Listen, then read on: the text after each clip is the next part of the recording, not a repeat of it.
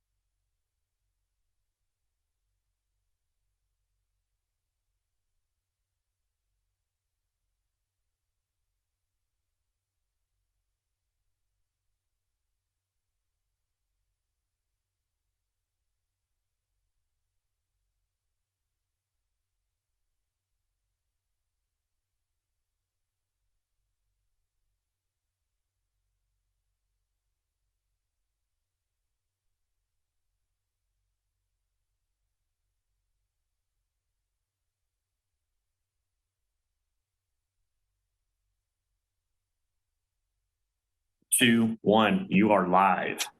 Good morning, everyone. A quorum being present, I'd like to call the Finance Committee to order.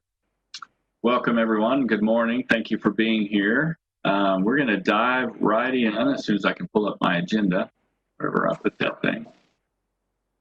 And let's see, what's the first order of business?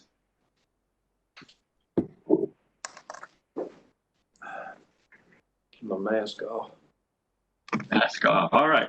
Citizens, are there any citizens who have signed in to address the board committee? No, we did not have anything, Mr. Montgomery. Thank you, Mr. Mendenhall. Item 3 is approval of the minutes from the July 23rd Finance Committee. Entertain a motion for approval of that item. Steve, this is Charlie. I'd move for approval. Motion by Mr. Powell. I'll second it. A second by Dr. Weber. All in favor, please say aye. Aye. Opposed? Motion passes. We'll move right along to item 4, CFO report. Ms. Clark, you're on. Thank you. One of the things that I did want to remind the board today, we do have a presentation at Commissioner's Court this next Tuesday on September 1st to introduce our 2021 budget as it was approved a few weeks back by this board. So we, myself and Robert, are having kind of introductory meetings over the next few days to some of the commissioners. So you may want to watch that online, or I know a couple of you are planning to attend in person. So thank you. If I may, I'm going to go ahead and go right on into the financial report for July. This one,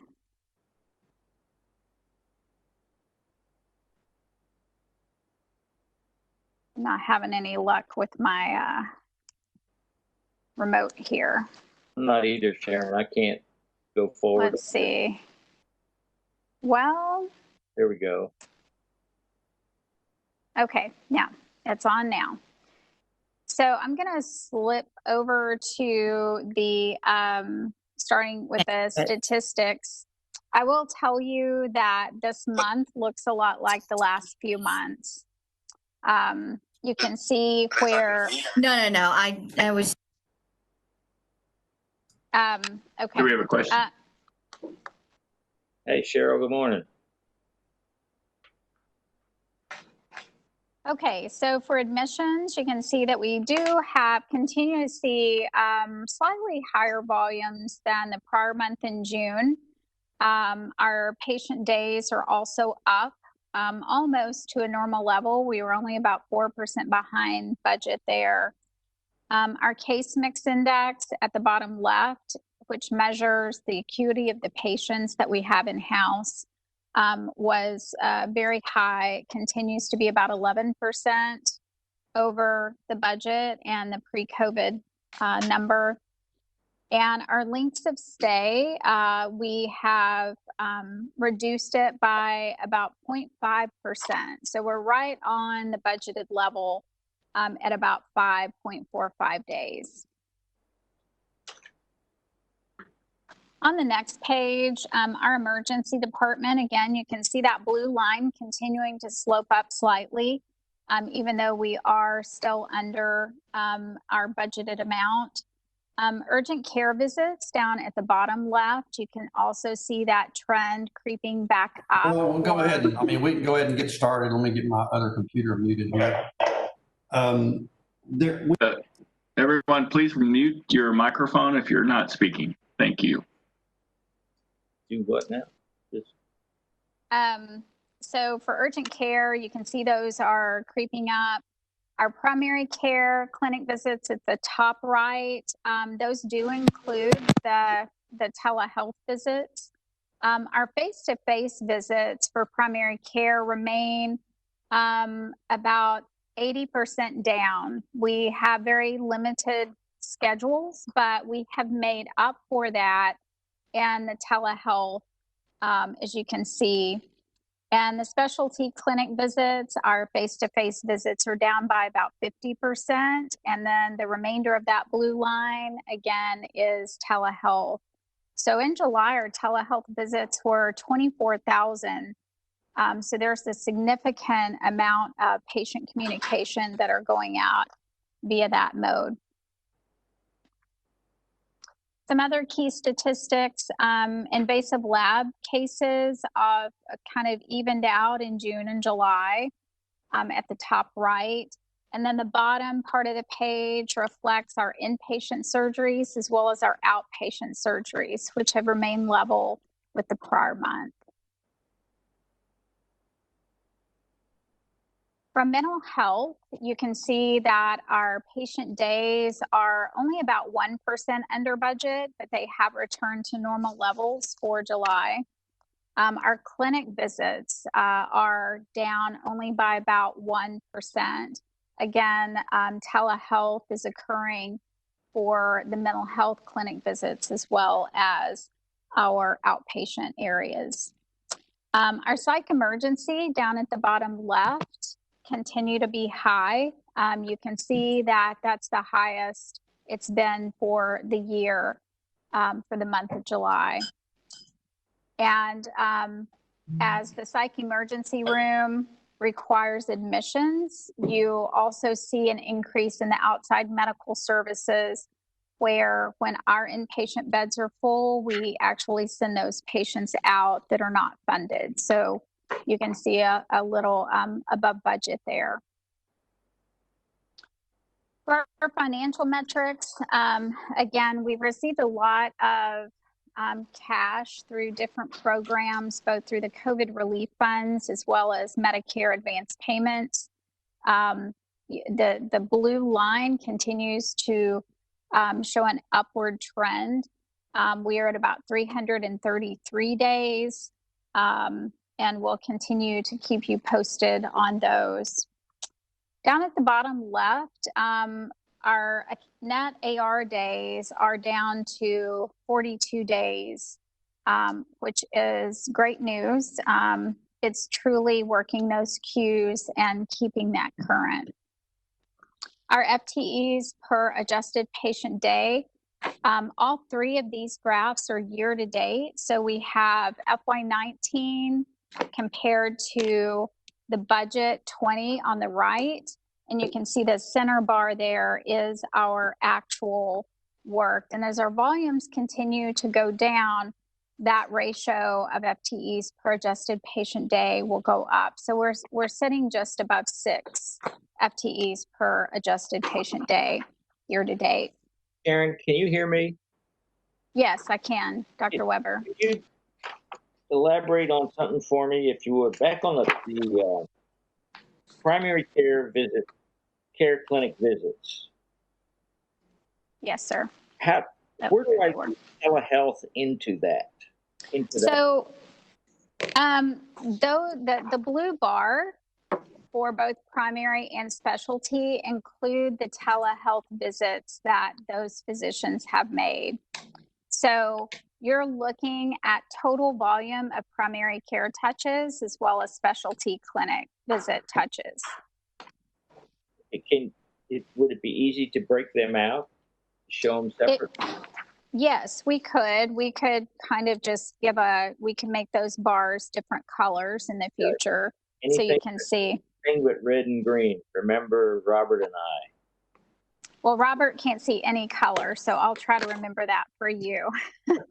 We'll make it hollow maybe. Okay. But thank you. yeah, so our primary care clinic visits were about 24,000 under.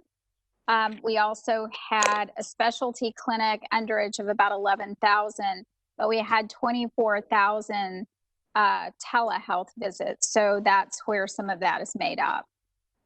Sharon, when Yes, you look DT. when you look at telehealth later on, can you look and help us understand the difference between regular telehealth visit and part of the CCM, chronic condition management type Yes, thing? yes. That way we can separate them out and say these are a different provider looking at calling in or something like that for that purpose. Yeah, I may just bring back a report next month. It's a summary of our year to date and give you the information that we do have on telehealth rather than trying to modify these graphs with that detail. Right, because I just want to separate between the COVID stuff activity that we can't see in person, and then the other one is part of the population health management, reaching out for care and all that stuff for the Medicare and other population. So I will say that most of our telehealth at the moment are either scheduled for patients that we're already seeing, but there are some that are urgent care dial-ins. So we'll break those two apart. Okay, thank you.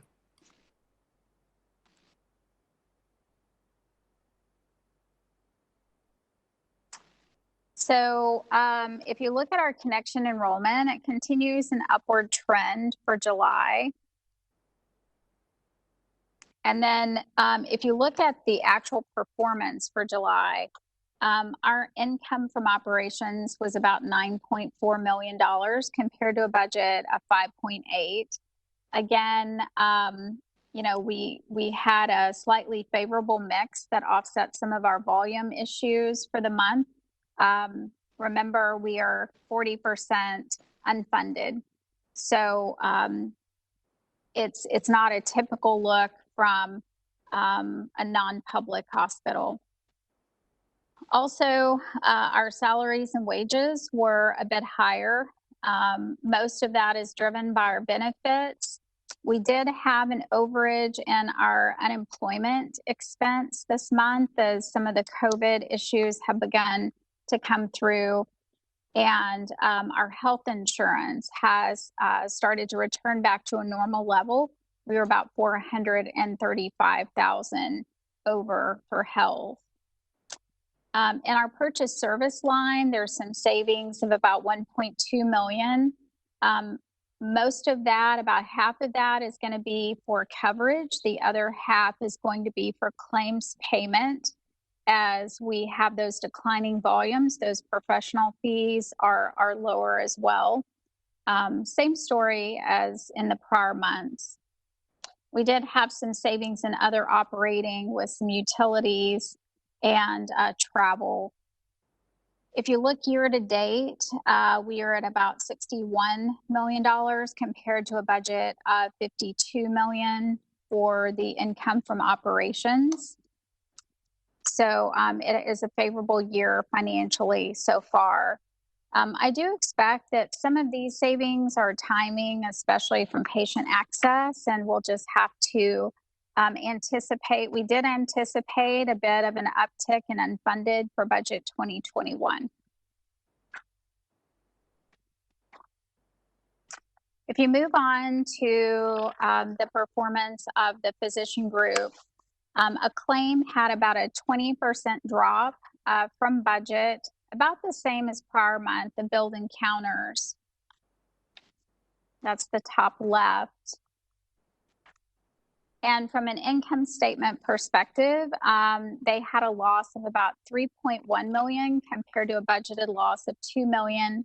Again, most of that variance is up in the net patient service revenue based on that 20% underage of patient encounters. From a consolidated combined basis, this month our income from operations was about $6.2 million there on the left side of the page compared to a budget of $3.9 million. Year to date, we are at a $29.9 million level compared to a budget of about $31.5 million. The one change that I do want to point out on the statements as they're presented is there was $8.2 million that was recorded from the COVID relief funds early on. Those were initially up in the other operating revenue. We have dropped that down to the non-operating revenue line. So you can see that there is non-operating revenue of 21.1 million. That's where that 8 million is sitting today. Are there any questions that I can answer for July?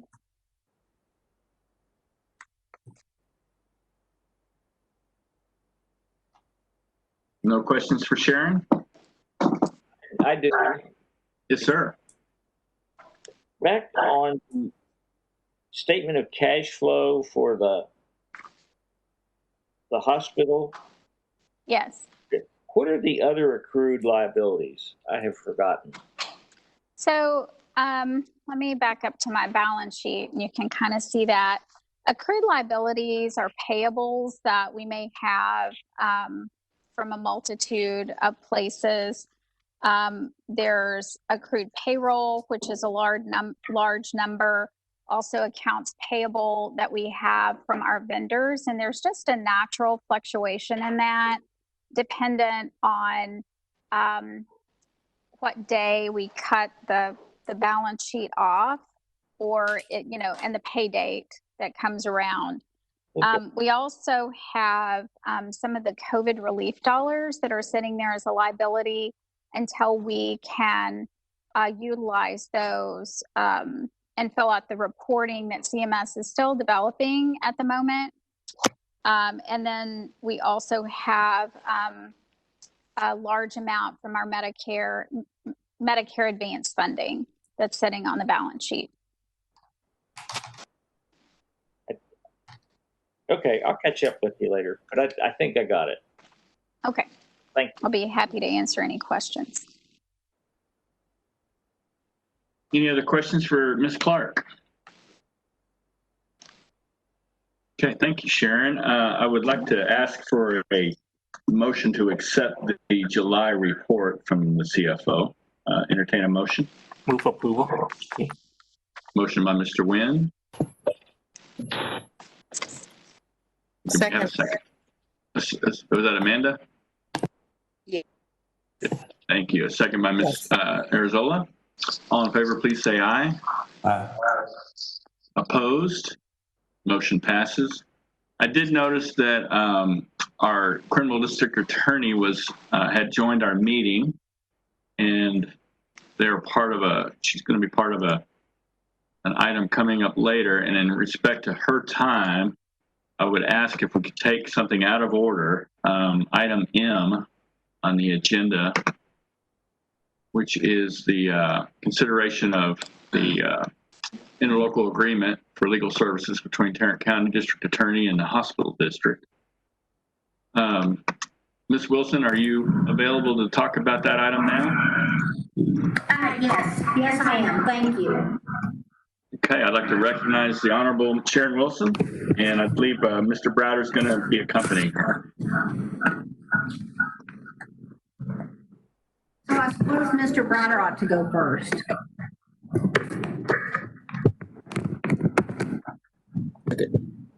Robert? That's not letting me unmute. We can hear you. Can you hear me? All right. Sharon Wilson, our criminal district attorney, has a presentation that she would like to make, and this presentation was uploaded today in the board portal this morning under reference materials for today's meeting. Sharon? Go ahead. So I want to introduce Leslie Hunt. She is the chief of the civil division. And I apologize that the beginning of my PowerPoint says it was finance committee. I had thought there was a separate board of managers meeting in September, so I apologize for that. I guess that where I need to start is maybe not with the PowerPoint, but with just a little discussion. So Ms. Clark had said that the JPS budget was to be presented to Commissioners Court next Tuesday, and I actually have no idea if there was an amount in that budget for the contract with the DA's office. Is it possible for me to be told that?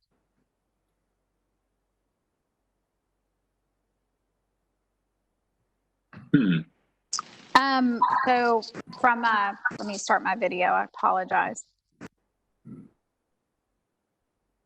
Okay, so what we have budgeted is the amount from last year.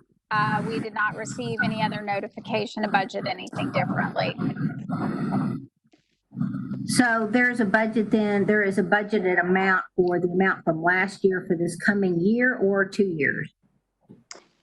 We budget only for 1 year at a time. So this would be for year 2021. Okay, so we apparently missed a budget presentation deadline that we were not aware of. But we had been talking with Mr. Browder and Mr. Early about our contract, and Leslie can give you more details about those discussions. We have very recently come to understand that that there is a plan for a new local or legal counsel for the hospital district, and that there may be some desire to perhaps change the DA's contract, and it is a contract, not an interlocal agreement, change the DA's contract to month. I need to let you know that, having talked to the county, that they're unable to do a month-to-month process. So I think Leslie would be happy to visit with you now, and then we can all just talk, because we've not really had an opportunity to talk generally about what the needs are, what the changes are within JPS. So Leslie. Thank you. Can everyone hear me?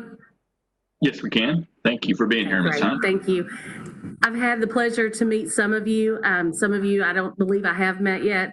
I've been the chief of the civil division since October, so still relatively new.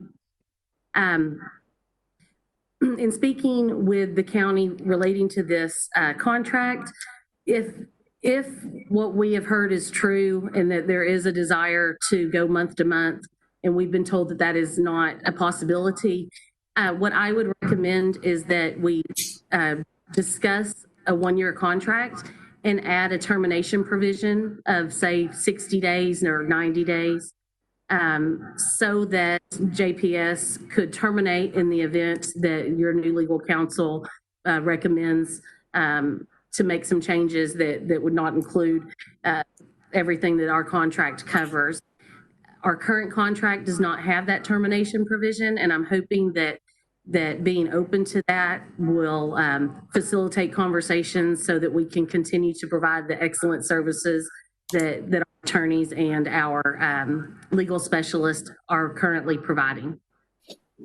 CDA Wilson, do you have anything to add? Are you all getting a lot of feedback? Because I've muted. Y'all getting a lot of feedback? There's a little bit. If everyone will, when they're not speaking, turn their microphones off. But I was able to hear Ms. Hunt just fine.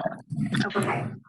So perhaps before we go through the PowerPoint, maybe we could just find out. I understand that there is a plan about local counsel, y'all hiring your private counsel. So, which I think lends our two proposals for contracts to probably be something y'all don't want to consider. We were led to understand that we had just missed the deadline and didn't understand all the additional issues regarding upcoming legal counsel. So perhaps someone can tell us how they want to go forward, or if our contract ends in the end of September. Well, Sharon, this is Robert Early, and I do have a lot of feedback. But let me go ahead and tell you that from the standpoint of the administration, we've been exceptionally pleased with the work of the district attorney's office. We think you play a vital role for the organization, and we're thankful. So how we begin to work things out and how we transition into our new general counsel from an in-house standpoint and make things work for you, I think is going to be really critical. And I can't speak for the board, but representing the administration, we've been very pleased with your activity, pleased with you personally as our district attorney, and pleased with the lawyers that you have on site. We think we have significantly benefited by all the work that you do, and we're grateful. So we want to continue that relationship in all ways possible. And I know that board members are going to weigh in as they're going to weigh in and deal with budget and deal with where we are. But I just want to assure you that we're very pleased with the services being provided and want to continue that relationship. Are there any questions for Ms. Wilson or Ms. Hunt? Thank you. Can you hear me? Yes, I can hear somebody. Is that you, Charlie? No, it's me. It's Robert. No, it's Robert. You good? It's Robert. All right, let me just mention one thing, and I want to echo what Robert has said, what Robert Early has said. The team that Sharon has assembled are some of the finest lawyers that I've had the privilege of working with. Sharon and I worked together to recruit and hire top-level attorneys, and these are those attorneys: Julie Creamer, Joy Fabella, and Courtney Taylor. And they've done exceptional work, and I just want to speak to this on a frontline level in terms of my interaction with them and their interaction with our staff here at the hospital district. They are responsive, they are accessible, and they're knowledgeable. And I can't think of any other thing that a client could ask of their attorneys. And so we want this to be a mutually beneficial relationship. But as Robert has said, these are some areas we're just going to have to work through. But I just want to put in my 2 cents that this is an exceptional team that Sharon has assembled and put together. Mr. Chairman, this is Reverend Emerson. Yes, sir.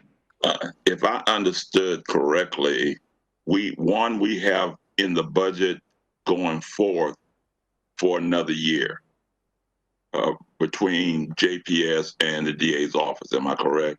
That's correct. Yes, sir. Yes, sir. Okay. Then I would recommend that the proposal that Ms. Hunt presented, that we do the year contract, and then once we're settled with legal counsel with JPS, we can always go back and revisit that down the road. But I think I don't see why we would interrupt the process now. The budget has already been prepared. We've already put in the dollars for that agreement. I don't see why we would change now and just wait until once we finalize the legal office for JPS. Hey, Steve, this is Trent. Yes, sir. I don't disagree at all. I think what they've laid out makes sense, but I like to do the PowerPoint presentation because there's several elements of that are different than what we've seen in the past, and I want to understand it before we go through the process of voting today. So, Trent, your question is what the shorter term contract would look like, or what's? I'm fine with the notion that Leslie laid out. I think it's logical. I think it makes sense. I understand the difficulty of month to month, but rather than just matter of factly approving this as presented with the increases, I'd like to hear the presentation so that everybody can see exactly what it is we're looking at, because there's some components of the recommendation that the board, had we gone through this during budget, would have probably seen and been able to ask questions on and understand better and put us in a better position of acting on the request as presented today. So I'm perfectly fine with Leslie's recommendation, but I still want to see the PowerPoint presentation because I think there's some things in that we need to understand that hopefully will give us a better picture of what the DA's resources are going to necessarily be to continue serving JPS. I think that's a great point. And we did get it earlier this morning, just a little bit before this meeting. So I don't know if anyone's had a chance to look at it. I did, and there's some compelling information in there, so I concur. So I think we should go ahead and take a look at the PowerPoint. Any further questions for these two ladies before we do the presentation, or do y'all want to wait till after? Mr. Chairman, I got a question and comment. Yes, sir. Sharon, thank you and your team for the hard work you do.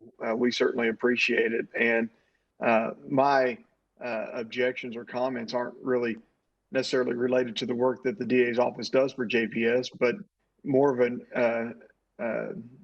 a critique of the board itself. For months, we've been talking about legal counsel, and yet we don't have any kind of plan together as to how we're going to do that, other than we're getting rid of Neil Adams and we're going to hire an in-house counsel.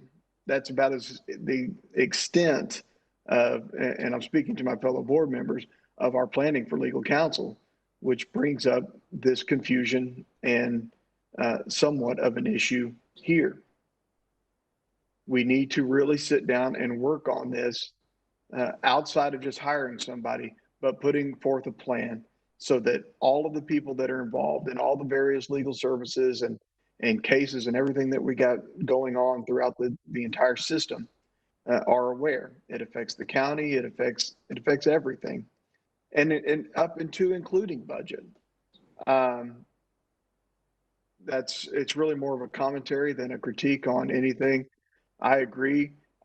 Month to month is very hard. I think it's strange that that we expect Neil and his law firm to work month to month, but we can't expect anybody else to.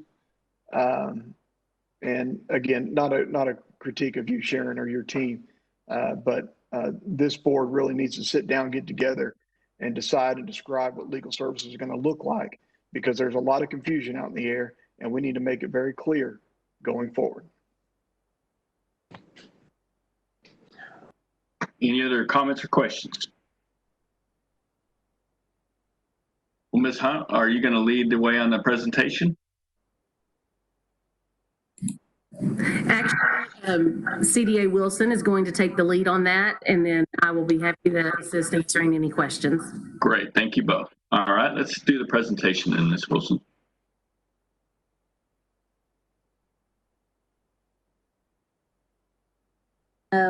We certainly would have tried to be there. So if y'all are ready to start the PowerPoint. Yes, we are. I think they do some technical lineup here, and then we'll there. Since I took it out of order, it may have thrown us off a little bit. So okay, there we go. So Tarrant County and the Tarrant County DA's Tarrant County and the Tarrant County DA's office. We've got records back to about 1998, where we were actually, I think, the full town hospital district. And at that time, we had like 6 prosecutors, 3 staff members. Go to the next slide. Our current contract. Can you go to the next slide? Hey, Sharon, this is Trent. Somebody's not muted. It's really May I ask everyone to check your mute button? Please, everyone, check your mute button, because we can hear all kinds of whispering, and you probably don't want us to hear it. So go ahead and mute. Okay, so our current contract, the one that we negotiated for 2018 to 2020, is that we do jail-related claims, jail-related medical suits in federal and state court, collection services and lien enforcement, med-mal claims and liability suits, including premises and contracts up to and including $500,000. There are exceptions for specifically physicians' contracts. And that currently is 2 prosecutors, 1 staff member at an annual rate of $472,879.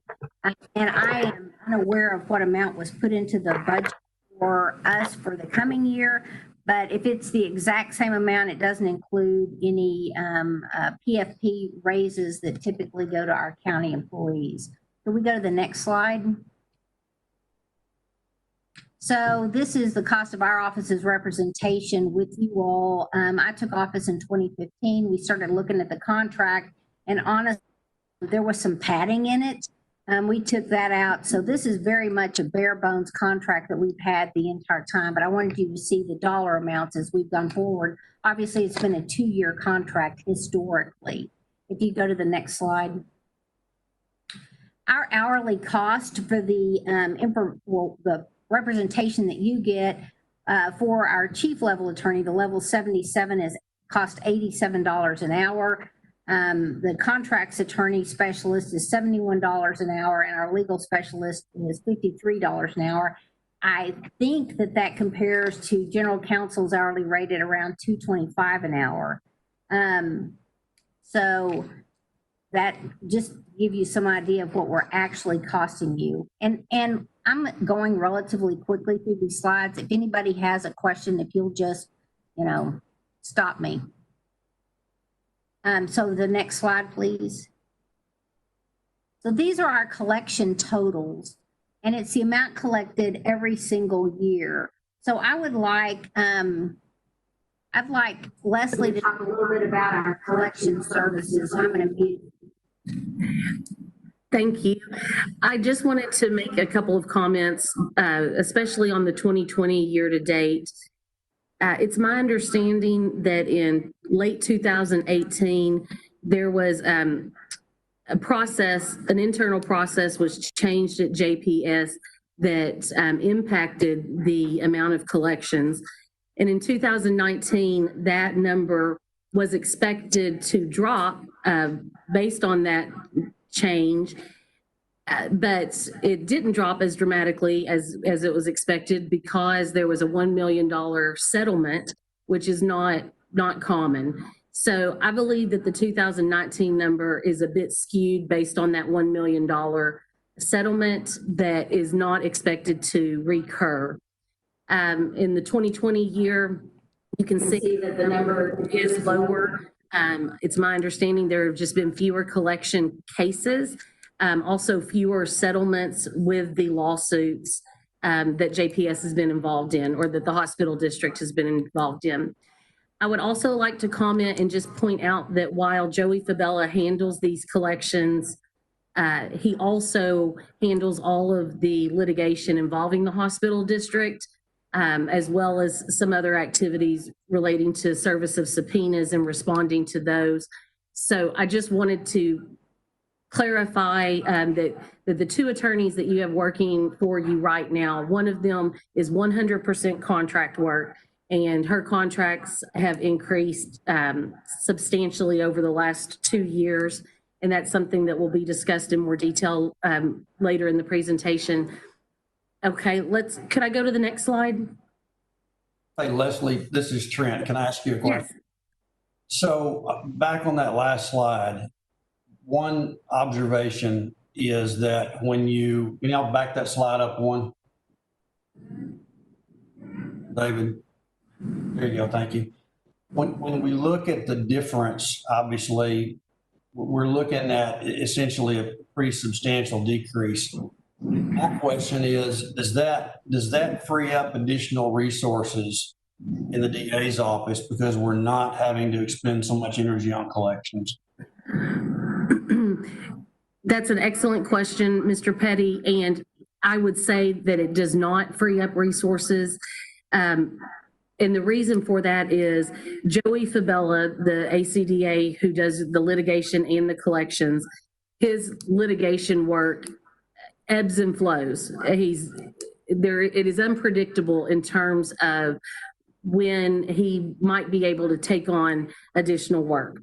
As such, we do not believe that he is an appropriate resource for Courtney to serve for the overflow of contracts. That is why we would like to either decrease the number of contracts that Courtney is reviewing, or we would like to bring on more manpower. Contract is a specialized area, as is litigation. Those two attorneys serve two very different functions. And so even with the collection services component of it decreasing, Mr. Fabella is not a reliable resource to do contract review, nor is that his area of expertise. He's a litigator, and most litigators are not good contract reviewers. Sorry to cast a broad net there. Let me follow that up, Leslie. Thank you for answering that question. Just as a follow-up, the question is, based on the available collection pool, let's say, would additional resources applied to collections alter that anticipated collection total? I do not believe so. I do not believe that this is an issue of there being too much collection work. I mean, it's not like he couldn't handle if there were additional collections. Any collection issue that comes up, we are prepared to handle. There's not a resource need there. Did that answer your question? We're not short of people to the extent that if we had more working on collections, we'd be able to recover a lot more money. Is that what you're saying? Precisely. Okay, great. Thank you. Mr. Chairman, could I get some information as to what the substantial change in 2018 was for the decrease in collections? You bet. Is that from, okay, my understanding is that there was a process that involved billing a patient / Medicaid and also filing a lien. And that practice was recommended to change when Joey Fabella began working there. And that recommendation was accepted by JPS. If I'm misstating anything, please, anyone else with historical knowledge, feel free to chime in. Can I just add that, so the difference really is that JPS no longer files hospital liens when patients have Medicaid, Medicare, or health insurance due to the risk that no liability coverage exists. They wouldn't be able to recover. So JPS bills Medicaid, Medicare, or the insurance provider. As a result, we receive fewer collection matters overall, but JPS is paid up front rather than waiting for lien collection. And so that was a process change that Joey made when he got there and started looking very carefully at our practices to make sure that we were following the law.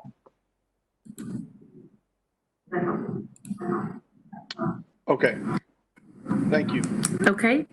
Any other questions before we go to the next slide? Okay, could you go on to the next slide, please? I had one question. Oh, sorry. I had one question on a couple slides back on the second slide, the cost of criminal district attorney representation. So what was the difference between 2018 and 2019 with the budget? Was that where Ms. Sharon was talking about that it was padded before? It was not padded? Oh, sorry. So if you look back at 2014, you actually had, at that time, I think just one attorney and one staff person. When we got to 2015 and 2016, you see the budget amount went down, and that was just because we very clearly were only charging for the actual people that were assigned to that with no additional money at all. We're, I mean, we office with you all. There's no overhead charges, right? So. Okay. And so through now are the budgets that we've submitted. Okay. And so from 2018 to 2019, that almost $100,000 increase was for employees? Right. That's the 2-year, 2018 to 19 was, so the contract was 2017-18 and 2019-20. So that's actually an increase. Leslie, help me. Is it an increase in the salary for the attorneys? It is my understanding that in 17-18, we were performing fewer services for JPS. And in 19-20, those services were added back in, as well as adjusting the threshold of contract review from $250,000 to $500,000. Okay. Okay. All right. Thank you. So it was a workload increase. Okay. Are you doing the contracts? Sure. Okay. So next slide.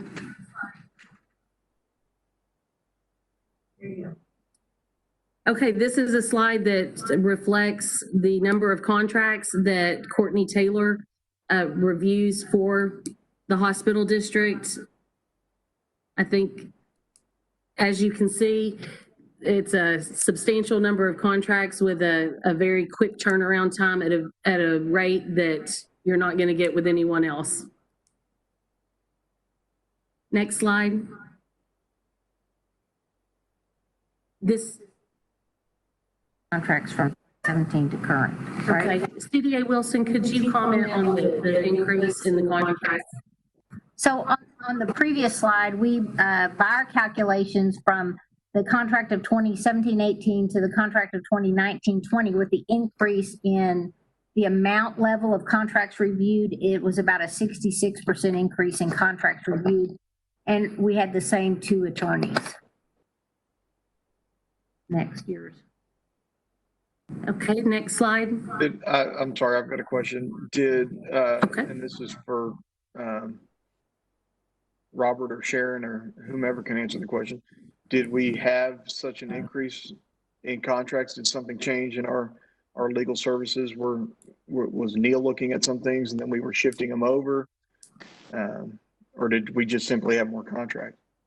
So I think what happened right around that time was that the board approval was moved from 250,000 to $500,000, which is the reason that we increased that contract that Amanda was asking about. That contract price allowed for all contracts under $500,000 to be moved over to the DA. Neil reviews those that are at or above the board limit. Okay. Does that help, Roger? Yeah, thank you. Okay, you bet.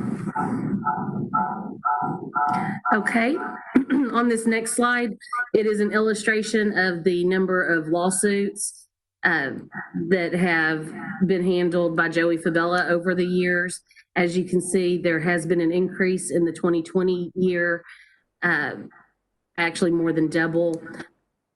And that supports my prior comment about the unreliability of Mr. Fabella to serve as a backup for contracts, because he just is, the level of lawsuits is not something that we can predict, but we are always prepared to handle. The number of subpoenas that have been handled, that was not being done before, is my understanding. That it was a natural thing for Joey to do because he has the knowledge to do it. So that is a service that he's been providing this year. Next slide.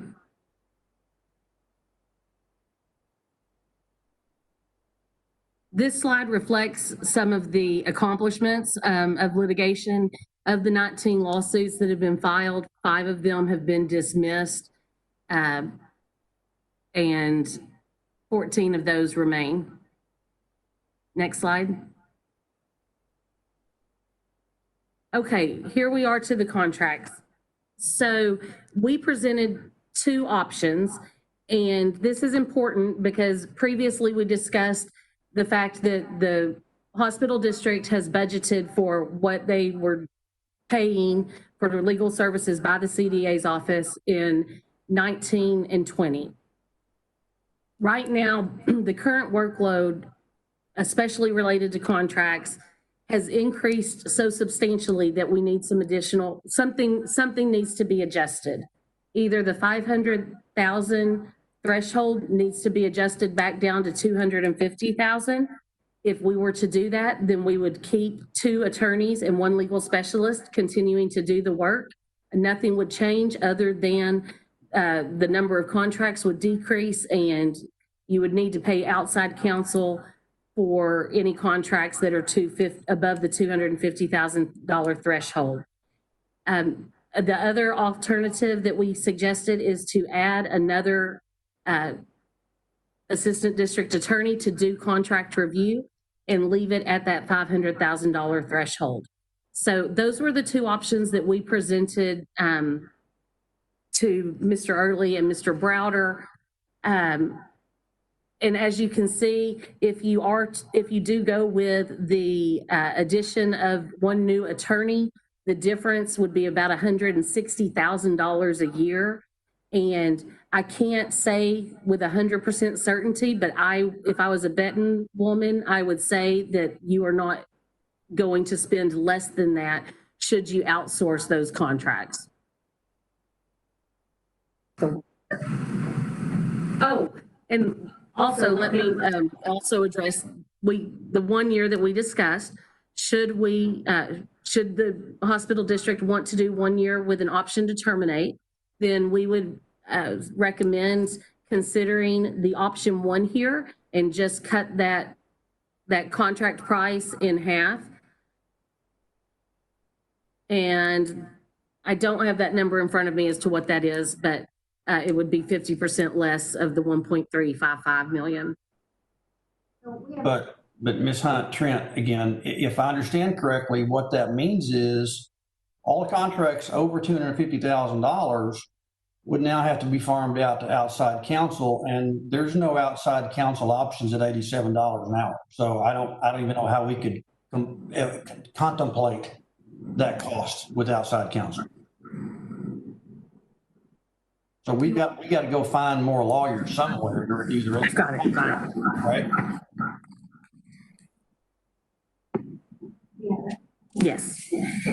Yes. So if you were to do a 1-year contract with the addition of another assistant criminal district attorney, that price would be $677,803.50. I drafted that this morning in light of the information that we recently received, and I'd be happy to circulate that for everyone's consideration. It just needs to be considered prior to September 30th. And it does have this full-time assistant criminal district attorneys, 1 staff person, and it additionally has a clause for termination as needed, because now we understand that this is all in flux regarding your decisions about new general counsel.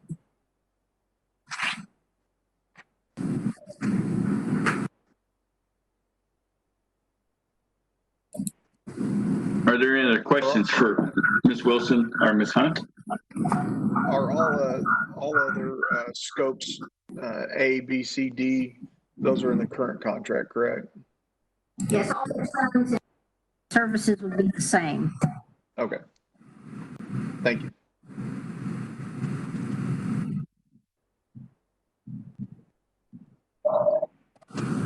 Okay. Any further questions for Ms. Wilson or Ms. Hunt? Looks like you might have a couple more slides. Did you want to show those? I've got a quick Well, question. they are about our personnel. If you'd go ahead and go to the next slide. This is Joy. Mr. Chairman, I've got a quick You question. don't see them, but we included those because we wanted you to see the quality, and thank you, Robert Browder, for what you had said, the quality of attorneys that we've been able to provide. So that's Joey, and if you'd go to the next one, Courtney Taylor is just really a contract specialist, and I have come to realize that that is a very unique individual, so we're happy to have her.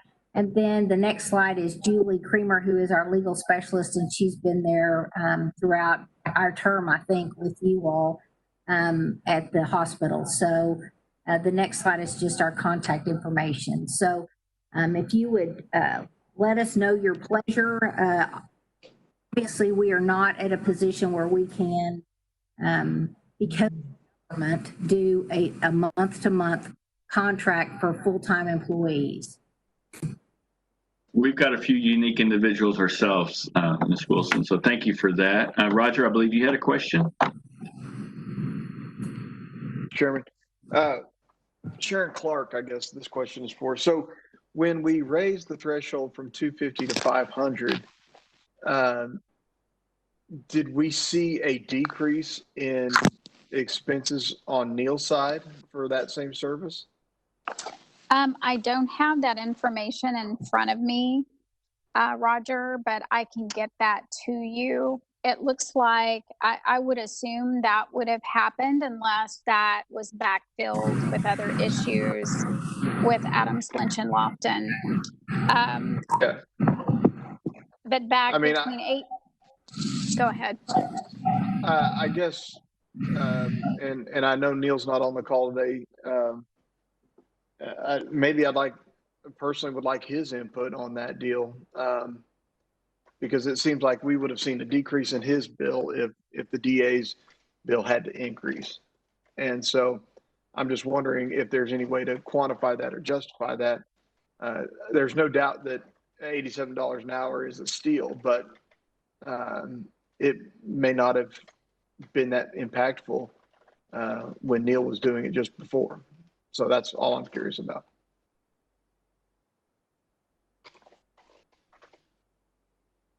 Any other questions for our guest this morning? What's the pleasure of the committee?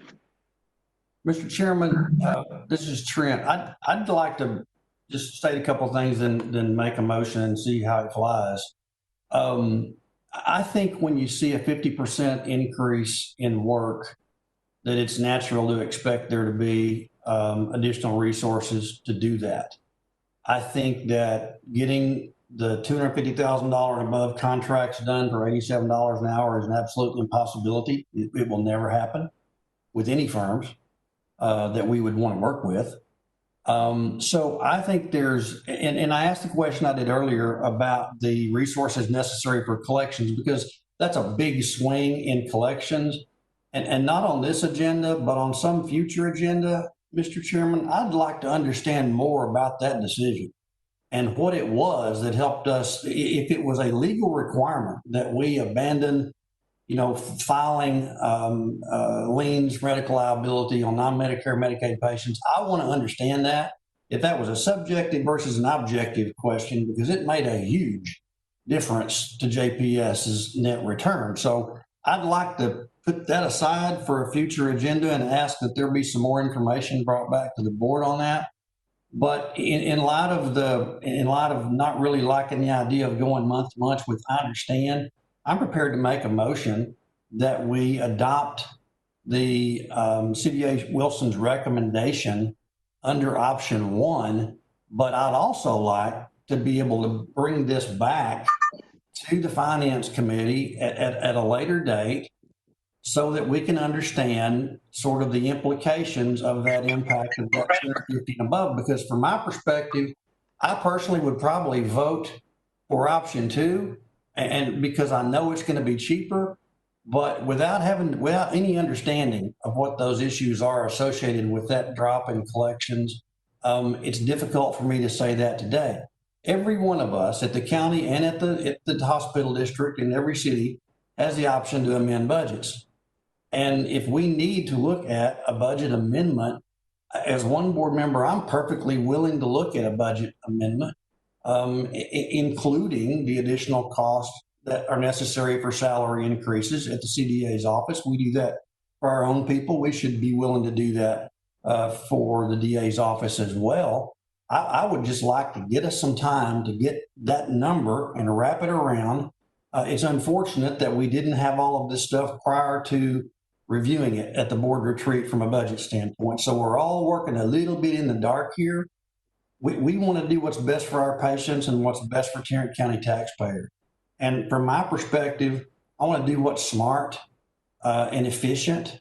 And I think there's probably another step in this process that we need to take up in coming weeks relative to all the data that we've heard today. But I'm willing to recommend option 1 as a motion today, with the understanding I would love to see this come back and potentially be accompanied by a budget amendment. This is DT. I have a quick question because I don't think I understand much of what's needed to be done under contract above 500,000 or 250,000 in the normal cases, because I don't know what contracts are we looking at from vendor contract or on that. But at this, most of the stuff that we did in the past for my company, we categorize them so that we can have different template for different vendors contract and all that stuff. So most of that stuff is being done by the paralegal and then being reviewed by the attorney. And in this case, I see more attorney than legal. So I just don't understand enough to ask an educated question to see, do we have it balanced correctly? Do we need more paralegal, or do we need more?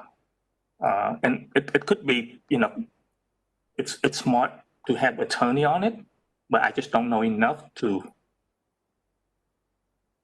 look at the contract and say what's the right mix for us. Do we know any of that numbers? How different are they? Because if it's medical, it have to do with the provider or the doctors, or clinical stuff, I could see, we really need to be heavy on the attorney. But if it's just standard vendors contract, review, renew, and stuff like that, we need more paralegal. Mr. Chairman. Sorry, Reverend, Ms. Hunt or Ms. Wilson, do you have a response on that? So, or more a categorization about the kinds of contracts that are those under 500,000 or under, and perhaps we could go back and gather that information. I do not have that today. If I could just add a couple of things. None of the contracts that are reviewed for the hospital district are reviewed by anyone but an attorney. And these are not template contracts. We get contracts from vendors and we have to review and redline those contracts. The vast majority are not based on any sort of hospital district template. Okay, Reverend Emerson, I'm sorry I cut you off. Go ahead. No problem. But could we move toward that contract? DT, could you restate your question? I think I cut you off. Yeah, should we move it toward the template that approve to make it easier so that we don't have to deal with individual of same categories?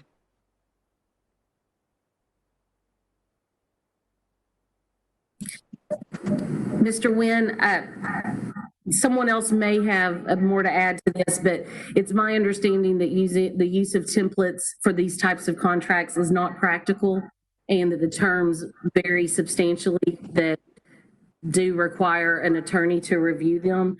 Software contracts in particular are very unique.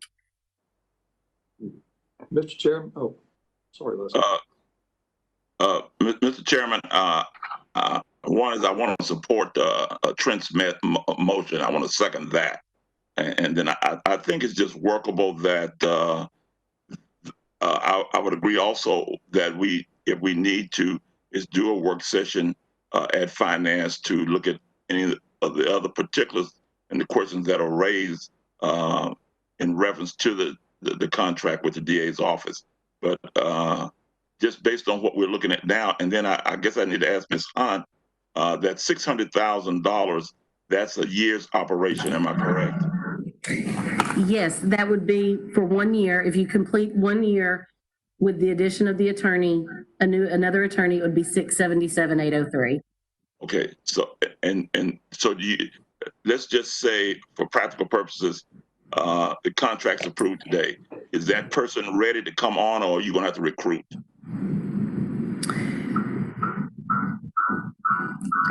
We have someone that is currently assisting with the overflow of contracts. He's currently been assigned 73 contracts and has spent, let's see. I guess to answer your question shortly, we do have an attorney that we hired recently who is capable of doing contract review, and he has served as the overflow for Courtney. The hospital district has not been paying for him at all. And I don't have the number of hours in front of me, but it's just under $20,000 of work that he's performed in connection with contract review since June. The only reason I asked that was that conceivably we probably wouldn't spend the $600 a year's contract starting today. Is not going to cost us $600,000 for the year. It just depended on if that person was already on staff or not. When you look at recruitment and the time it would take to bring that person on, that's the reason I asked that question. Maybe we weren't looking at the full $600,000. So let me address that. I would suggest that you are looking at the full 677. We hired this additional person who spends part of their time doing hospital contracts just to back up the number of contracts that we're reviewing right now for the hospital. So we would simply shift him over to full-time hospital contracts. Okay, all right. So we'd start paying for what we're currently getting free. That's correct. Well, you're currently getting it free, but as I understand under the contract, we can bill you for the work he's been doing. Got it. Steve, this is Zim. Yeah, yes, sir. am I to understand that this one-year contract will have a clause in there for early termination? You're reading my mind, and that was a statement I believe Ms. Wilson had made earlier on, is having a termination provision in that contract. Is that correct? Yes, the contract that I prepared this morning has a termination provision allowing either party to give, I currently have 120 days notice, but I can put whatever number that the hospital is comfortable with, 60 days, 90 days, whatever you think would be appropriate. Well, Mr. Chairman? My point, I guess, is, and Roger sort of touched on it, this is one piece of a whole issue. And I don't think it's smart for us to try and solve one piece of it without understanding the impact and the effects on the rest of it. So I think we're back to the thing I've been saying for a long time, and is that we need a plan, a total plan for transition from an outhouse type of lawyer firm to an in-house, and all the pieces that go with that. Mr. Chairman? Yes, sir. This is Charlie, and I'm not used to saying Mrs. Wilson and Mrs. Hunt. I would normally say Leslie and Sharon. You know, Sharon, I sat in your conference room as chair the previous 3 years and negotiated the 2 previous contracts. As part of that, like the administration, I'm very pleased with your services. It's hard to argue $87 for lawyers and this, that, and the other. I think, board, my opinion is I support what we have on the table now is option 1, which would be for, and again, based upon opinion given today, I think by you, Leslie, that it's, I'm not saying illegal, but the county cannot do month to month, because I think obviously that's where we seem to be hung up, is whether now it's 60-day termination or month to month. But based on the satisfactory performance by the DA's office and all that, Trent, I'll support where you are, and I think Ralph, you're second, that we do option 1, which again, based upon advice by counsel being the DA's office, we cannot go month to month. And based upon that information, do a 1 year with a 60-day termination. And again, both to Roger and to Zim, that question keeps coming up. And again, I agree with you, Trent, we can do budget amendments. When we get this full picture all together, I think as a board, there may be all kinds of amendments. So again, I would certainly support the motion, the second on the floor.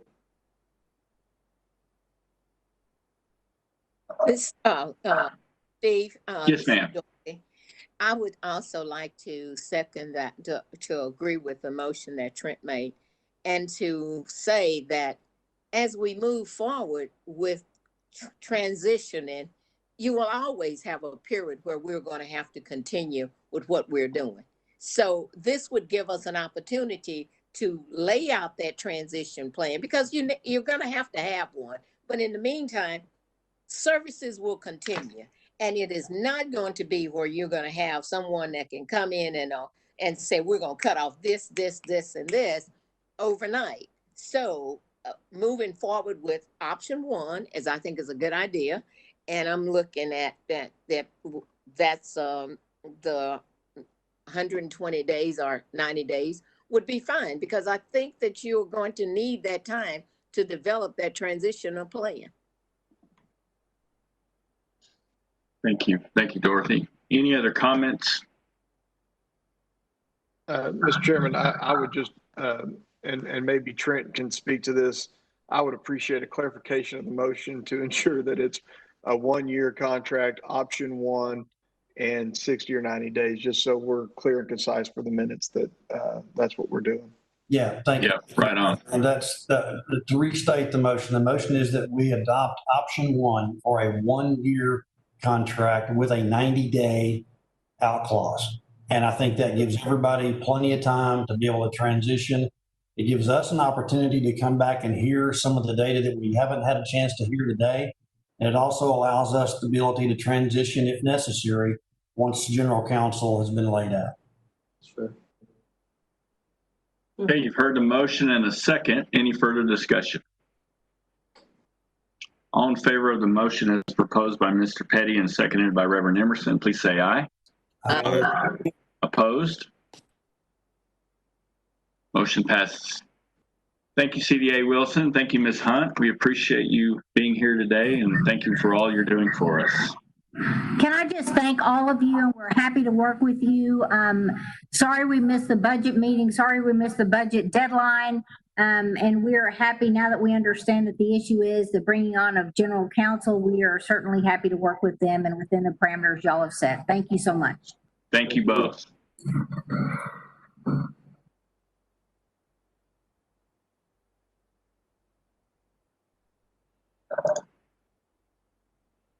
Okay, so let's move on to the next item. Back up to item B, item 5B. Ms. Clark. Hi, this is a policy, and I'm actually going to hand this one off to Rory McCready. This is part of our every 3 years, we touch and update each policy, and this is focused on our administrative write-off policy. So Rory, if you're on. Yeah, thank you. Thank you, Mr. Chairman and Ms. Clark. Before you today, as Sharon mentioned, is an administrative adjustments policy that came out for periodic review. The policy was somewhat cleaned up and language was improved to make things a little bit easier to interpret and read specifically what the policy was intended to do. These are not common events that come up. They're somewhat unusual or infrequent. They're usually service related. We're trying to maintain a solid relationship with the patient and the community. They originate from areas like the grievance committee, the Office of Patient and Family Experience, and periodically patients are concerned about their charges or services received, and we evaluate those as well. Recommendations for the adjustments typically come from administration, patient experience, or as I mentioned, grievance. The approvals are handled through normal processes. Certainly any large adjustments or abnormal adjustments would be discussed with the CFO and or CEO, and the rolling 12-month impact in terms of dollars is very minimal. So questions regarding this policy? Any questions for Rory? Is there a maximum amount that this committee would be looking at? We would evaluate any sort of adjustment, the amount, but again, great question, but there's rarely large adjustments that would ever occur. These are typically not in that category, but certainly we would take those under caution. Okay. Sure. So when you say they're a small amount, what do you say is small? Well, the entire 12-month period totaled less than $40,000. So when you divide that per month, it's very small. All right. Thanks. Yes, ma'am. Steve, I have a grammatical one for you. Uh-oh, the grammar police have been unleashed. Lay it on us, Dr. Weber. Fourth line down. Should be appropriate to approve administrative adjustments. Just add the word TO.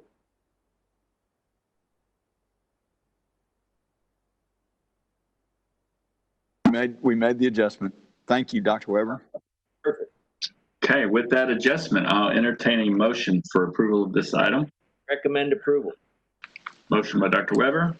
Second. Second by Mr. Nguyen. All in favor, please say aye. Aye. Opposed? Motion passes. Thank you very much, Rory. Ms. Clark, I think the next two are yours. Item C. Hi. So once a year, we have the responsibility to actually put cash and fund the pension plan that benefits our employees. If we have the pension slide that we can pull up, you have included 4 reports in your packet today. I'm not going to read those to you. They're very cumbersome. We have one for the pension plan, both the actuarial report as well as the GASB funding requirement and how we record that on our financials. And then you have the same 2 reports for our GIBA account. So I'm looking for the one-page summary. What we're doing is requesting a contribution for our pension plan of $18,224,822 while we work on trying to find that. Some of the highlights in the reports itself that I typically pull out for you annually, our current contribution rate, that represents 6.25% of salaries for the participants in the plan. We have about 5,735 participants. About 4,000 of those are actually active, still contributing, still employed in the plan. The rest represent people who have left JPS that are not retirement age, or those that are actually drawing down on their retirement benefit at this point. The actual liability amortization period of 3.5 years is very strong. That is a great number to have. So if everything were to remain constant, we continue to fund at this level, give or take, we are very well funded and would be fully funded in 4 years. However, nothing ever works out exactly as planned. So over the last few years since I've been here, you've seen that fluctuate between probably 3 and about 7 years. Dropping down to the center of the page, these are some of our GASB numbers. The actuaries actually go in and look at each single person that is enrolled in the plan. They normalize and kind of smooth out their expected benefit from the date they entered until their expected date of retirement. So we don't have this huge expense at the very end. The market value of our assets are about $312 million plus some change. And if you ever see the numbers that are often reported in the papers, it's the plan fiduciary net position. So at the moment, with this funding, it would put us at about 96.4% funded. Again, that is a very good number to have. There's a lot of municipalities that don't even hit 40%. Our earnings rate is about 7%. And then we are also, which will be a separate motion, requesting $108,806 to fund our GIBA plan for this year. Does anybody have any questions that I can answer? Any questions for Sharon on this item?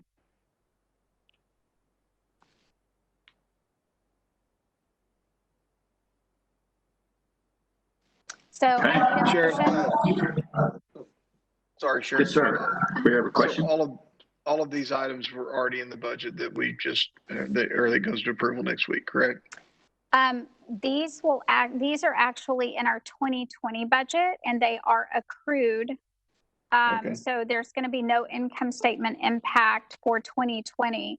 We also have budgeted for next year's funding in 2021. Okay. But I mean, we kind of had an idea of these amounts well before, correct? We did, yes. We take a lot of precautions in trying to do that. We're also, for 2020, we did have a bit more of expense this year than we had budgeted, but that has already been accrued a few months ago when we received the actuarial report and we trued that up.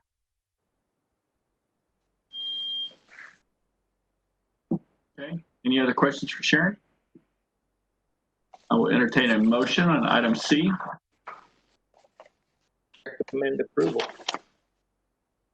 We have a motion by Dr. Weber. Or here a second.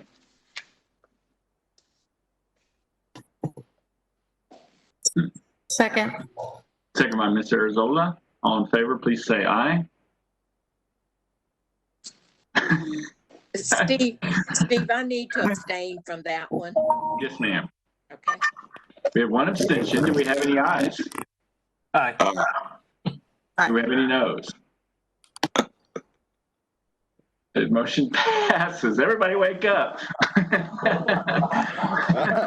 was tough, Mr. Chairman. Good job accommodating that. Yeah, thank you. Thank you. And please, for the parliamentarian or the note taker, please note that Mr. Bose has abstained from that vote.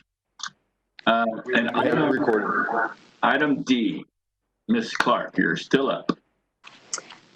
This is requesting the GIBA funding of $108,806 for fiscal year 20.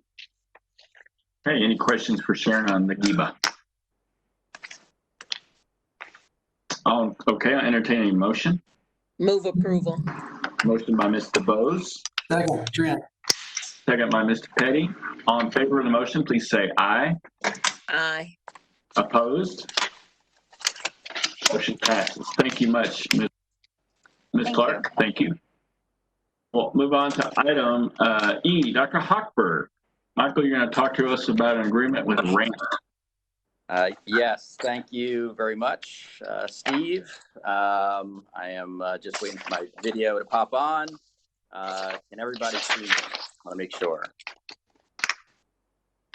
I'll take that as a yes. We can see you and hear you. Great, thank you very much. So it is my pleasure to sit in front of the board today to present a contract renewal for Radiology Associates of North Texas, or more commonly known as RANT. If you'll permit me a few minutes to just give some background on this contract and the process. So RANT has been our radiology partner for many years. There has not been an RFP, however, for our radiology services, at least dating back to 2013, at least. I think it extends beyond that as well. Their most recent 5-year contract came up for renewal back in February, March of this year, and we initiated a RFP almost about 9 months to a year ago. That RFP was a very involved one. There was a pre-RFP period that included operational, clinical, and financial stakeholders to gauge what their needs are from our radiology program. That then went into creating the questions and answers that we were seeking within the RFP proposal. We subsequently received 4 proposals, narrowed it down to a number of finalists who were then brought in to do in-person presentations, again, with a large group of stakeholders across the network, including, again, finance, operations, as well as many of our physician leaders also. Ultimately, the decision was made to continue with RANT as our radiology partner, not just because they answered all the questions to our best opinion, but also in reflection of the great work they have provided here at JPS.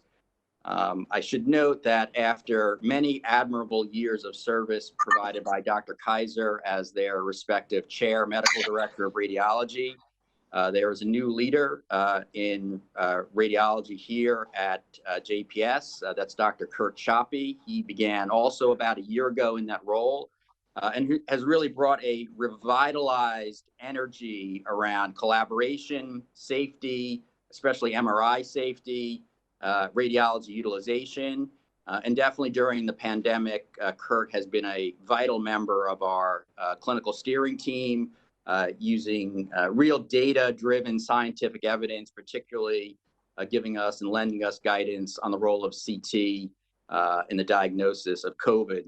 And then I would also be remiss if I did not mention our renowned IR services that have been instrumental not just in the treatment, on the everyday treatment of our patients, but also as a superb partner in our trauma program. In addition, I will make note of a few KPIs that have occurred over the last couple of years that RANT has just really hit it out of the ballpark with. For CT stroke turnaround time, so this is a patient arrives with a stroke, receives a CT in the emergency department, and then we measure the time it takes for that patient to get their CT to the time it is read. For fourth quarter last year and first quarter this year, that turnaround time was less than 7 minutes. There was a stretch goal that we had put at less than 10. That is still blows past even what the normal expected numbers are, which is typically around 30 minutes. Their stat average turnaround time for all CT reads is 17 minutes. They had a stretch goal of 21 minutes. And therefore, x-rays that are coming out of our emergency department, their read turnaround time sits at 17 minutes as well, which are really, really, truly impressive numbers. So I'm very proud to present a 3-year contract renewal for your approval for Radiology Associates of North Texas. It is at a $2.164 million annual rate. That is a very slight increase of about $160,000 compared to what we have paid previously. That $160,000 is notable for 2 reasons. One, there was a operational request to increase the administrative time for the radiology safety officer. And then there was a slight fair market value market increase for the neurointerventionalists, which is a really highly specialized field, and again ties back to really the superb work that our IR team does here at JPS. So again, this is a 3-year renewal. There's a 1-year auto renewal at $2.164 million, which does represent an annual increase of $160,000 for those 2 noted reasons. Thank you, Michael. Any questions for Michael on this item? I do. I have just a couple of questions to help me understand this contract. Please. Is that when we started this, we told them, this is the service we wanted, these are your parameters, and this is what the cost would be to provide that service, right? Is that part of that? Yeah, so when we structure the RFP, they have an idea of what our volumes are. They have an idea of what our patient mix is. And then they provide a proposal to provide those services. And that was all the participants had that opportunity to lend their opinion about the number of FTEs that would be required, if there would be any subsidy, if there would be any additional costs. And RANT was far and away the most cost-effective of those resultants. Okay, but that is for them to be on staff, because I see you've identified them for their teaching, for their clinical, which end up being about, I think, just let me say about 30% that they are doing that. But what I don't understand is if they are providing this service, then why are we paying for 100% of JPS connection? They're already here. They're supposed to see patients. And then you say, this does not include the claims from connection. So that part I don't understand, because you've hired them. They've said, this is how many doctors we need. They're on staff. They come on and you're paying that. And then when connection, which is what our service is, we are now paying them again for that?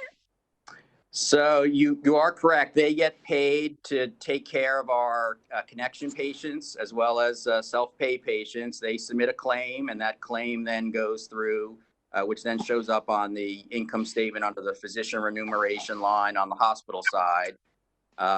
Plus there is, that's in addition to the 2.1 million. The 2.1 million represents effectively a subsidy to help with their staffing model, as well as any additional administrative requirements that are necessary. And the 2 that we pay for are in and around the radiology safety officer, as well as the aforementioned chair. And that also includes dollars paid for call coverage. So that they are required to be here 24/7, not just for the ED from a reading of images and films, but also 24/7 for the interventionalists. And yeah, I understand that. If you put that in, and while they're here, if they see a JPS connection patient, you still turn around and repay them for that encounter. Is that what I'm understanding? That is, they get paid for the claims they submit for connection patients. This is a subsidy on top of that to provide coverage and cost. So what I'd their like cost to know, of physicians. okay, all right. So when we look at this, this is just one piece. So what is my total cost for we're paying for this service? Because now you're saying we have them here. We paid them, they told us what their salaries was for them to be here. Now, every patient coming in for JPS connection, and we've assumed self-pay, it's okay. We're going to turn around and repay you for them too. We're going to pay you in addition to you being here to see them. So what is our total cost for this contract? So I would have to defer, and we can get that information, to Sharon. The claims dollars come through outside medical services, which sits on the hospital side. It doesn't sit on the claim side, but we can certainly get the dollars that we have paid on the claims portion. This is the contract that's presented.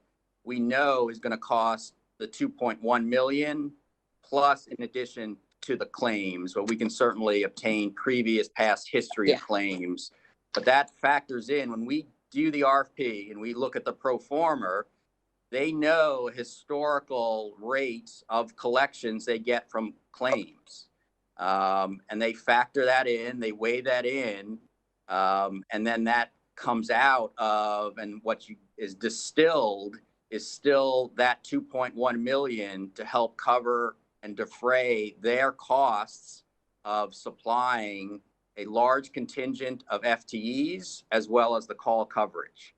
So when the pro formas are developed for this RFP and they develop that, they take into account already the dollars that they are going to generate through the claims, and this is still left over as dollars they need as a subsidy to help support the services here. So they're able to maintain, again, the call necessary and the level of FTEs to manage our patient populations. But we also have to pay for their recruiting. Is that what you said earlier? No, we're not paying their recruiting, but they pay physicians, the staff here. So there's FTEs. So those FTEs, they have to pay through the dollars that they're going to recoup through this contract. And but the connection dollars by themselves are not enough to offset their costs associated with the number of physicians required to staff as well as the call coverage. Do we know what rate are we paying them for the services? Are there Medicare rate? Yeah, so it's in the contract there. So we pay at 105%, and then there's also a withhold associated with that goes into their KPIs and their KAPIs. But all told, it's around 105% of Medicare for the connections patients. So from a budgeted standpoint, that's about 7.6 million.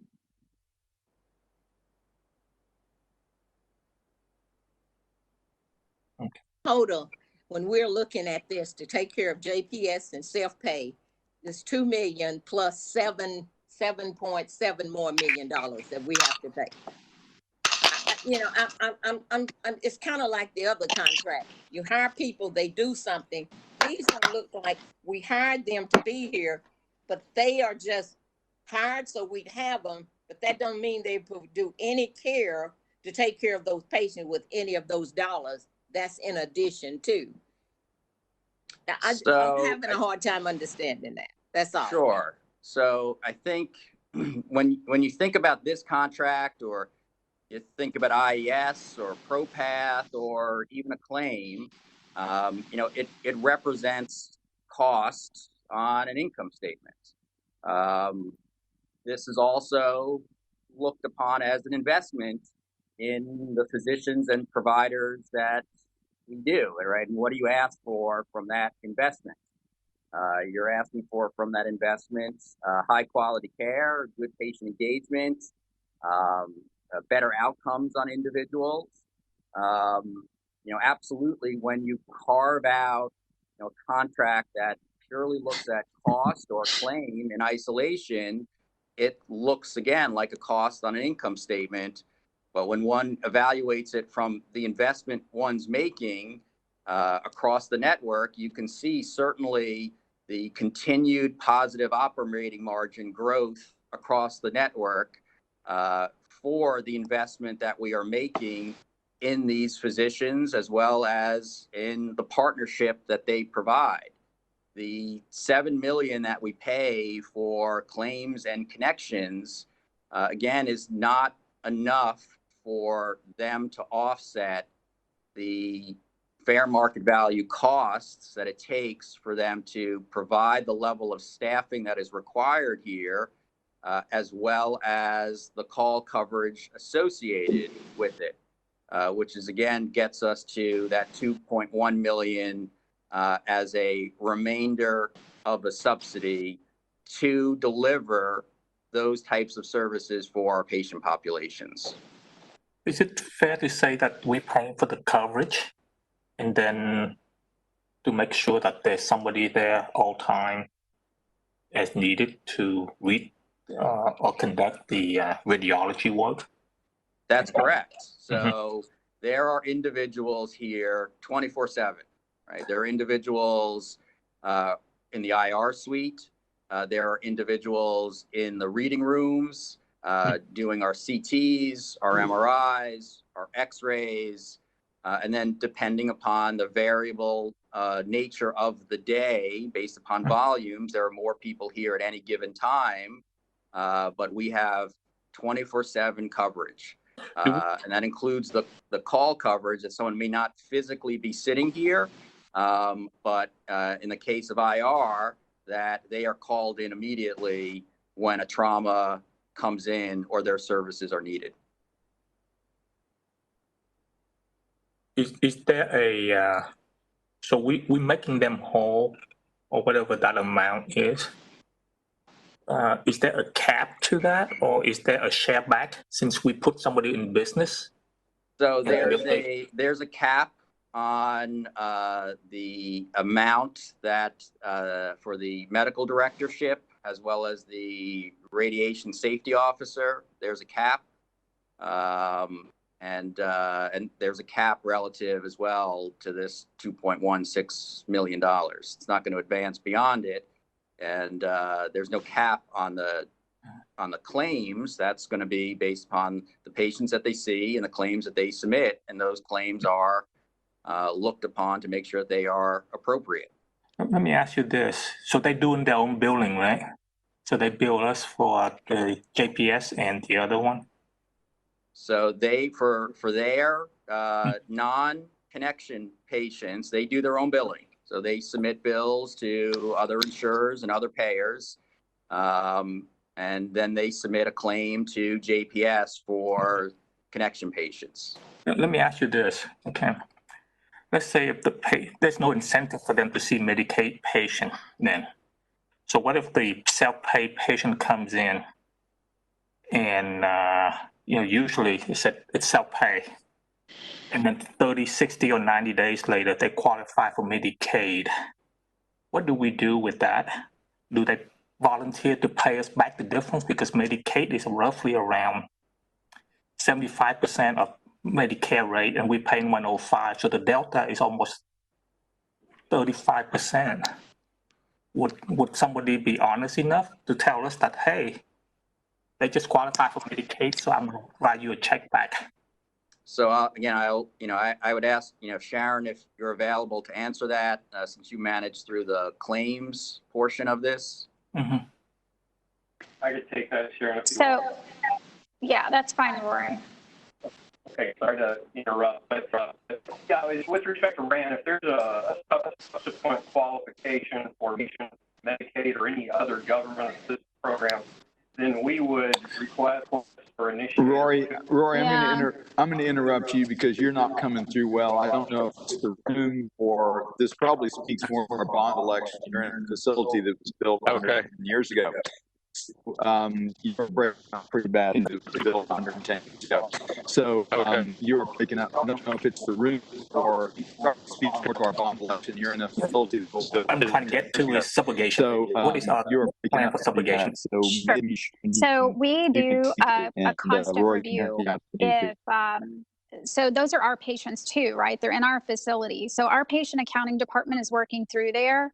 And if we find a patient that was listed as uninsured that later has that, we'll go back and reprocess those claims and recoup those professional payments, requiring them to bill that insured directly.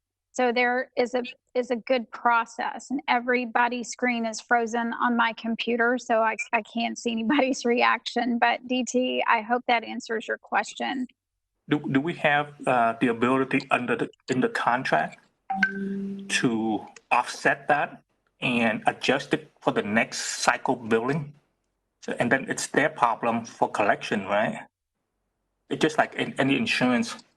When AIM Healthcare comes in and they say this one belongs to United Healthcare or somebody else, it's not Medicare or Medicaid, then they have the ability to offset the next payment going out. But if we just Yes, that's the recoupment process that I'm talking about. So we're able to reclaim those funds that we paid to our contracted provider. Okay. All right. Well, it won't be. One of my concerns is when we negotiate a contract where we know that we have put up $2.1 million for them to invest in staffing. That somewhere of JPS connection patient, that should be a cap that you will see this many, because yeah, they're on call. They're on call to see those patients. And so somehow there should be some kind of cap if you see you're in your contract, you are covered for this many JPS connections. Over that, then I don't think we ought to be eating all that cost, because we have guaranteed them a business. They are collecting third party, and now everything they come in, and I don't see, except, they're going to be here. We paid them to be here. And because they are here, we are giving them 100% of everything that they do. And we've already helped them stabilize their business with $2.1 million. I just don't see that the way we are paying helps us recoup any of our costs or limit our costs anyway. Because I don't see that you're saying that if they collect third party, what if all of a sudden everything is third party except a few? Will our cost for the 2.1 go down? So every year, or at our discretion at any point in time, we can initiate a fair market value assessment of this contract. That could be 6 months in, that could be 9 months in, that could be yearly, that could be, towards the end of the contract. And so if we notice that there is a trend where for some reason that the payer mix has substantially shifted, where there's now more commercial payers coming through the system, we can definitely go back, and it's within our right, and it's within that contract, to initiate another fair market value assessment of the value of this contract. When the pro formers are developed and during the RFP process, we have enough historical information to say this is what our payer mix is, so that they can make that assessment and that judgment around what it will cost them to provide the services, and then ultimately what it will cost us to help facilitate this partnership. But at any point in time, we have the contractual right in the contract to look at a fair market value if we see a substantial shift in payer. It looks like there's a higher level of commercial business.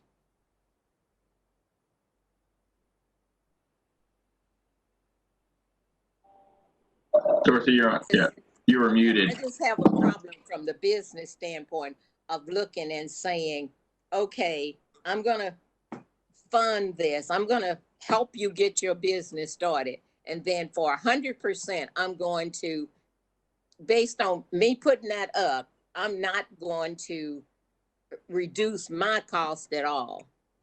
They're here. You paid them to be here. They're here to see patients. And one of them that you're paying for is JPS Connection. So it bothers me that I pay 100% for them, for JPS Connection, which you are paying them to be there. And they are free because they're not doing supervision and they are not doing all of the management. So that 60%, they're here, and whoever they see, I'm paying them double for.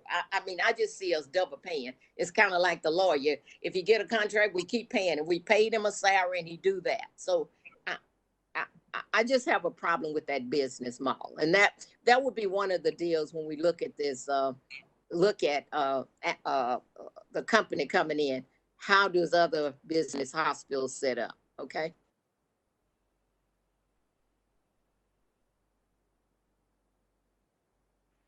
Any other questions for Michael? Steve, Yes, Reverend Emerson, Yes, just one little minor question. Why do we check the block that they are excluded from the MBE, WBE? What makes them an excluded category? So it's as a professional services agreement, they are excluded. However, I will say that we did go back to RANT to determine what their numbers, their diversity hires are. So locally within RANT, they are near 25%, and that includes their physicians and providers as well as back office personnel of minority hires, and right around 25, 26% on hires that are women. Okay, so even though they're an excluded class, why don't we still also check the block that they have complied? They're still technically excluded, but we wanted to do all due diligence and ask them, anticipating obviously that I want to be prepared to have and be able to share those numbers. But from the technical standpoint, they are excluded just as a professional services agreements. But I certainly wanted to be able to provide that information to you should that question arise. Yeah, I guess my point is I understand that they are. I appreciate you doing that research. Since that form comes to us board, that we would still also inform the board that you've done that homework, and so I wouldn't even have to ask that question. We can still check that block, just to let us know that we've done the research. They are in compliance, even though they're excluded class. That's all I'm asking you to do. Sure, absolutely. Mr. Chairman, Trent. Yes, sir. One question, and maybe it's a future item, but I guess to the extent that we develop the RFPs for this service, that the business model that is reflected in the RFP is static, in that every respondent basically responds to the same model without any opportunity for, amending the business model to maybe be more akin to what Dorothy's talking about. And I guess my question is it possible that we could do some research around the country to see what new business models are emerging that may provide a more competitive, environment? Because I completely understand Dorothy's point. It makes sense, but I also assume that this is probably the way it's always been done, and there's probably not much room for changing at this point. But I would like to know what models are out there, especially those that have got performance-focused criteria that may, ease some of this cost. So future item just for your consideration. And Trent, I should say to your point, they do have performance criteria. So as I mentioned, the rate on their connections is the 105%, but there is a portion of that is withheld relative to KPIs and KAPIs. And we develop those scorecards and those dashboards using the same model that we have for our AIP with target and threshold and stretch goals. And they don't achieve 100% all the time. I gave a couple of examples where they have had notable successes, but we certainly do hold them to performance criteria in and around the variable claims on the connection patient populations. Thank you. Any other questions from Michael? What's the pleasure of the committee? Do I hear a motion? I make a motion to approve the contract. Motion by Dr. Weber. Do we have a second?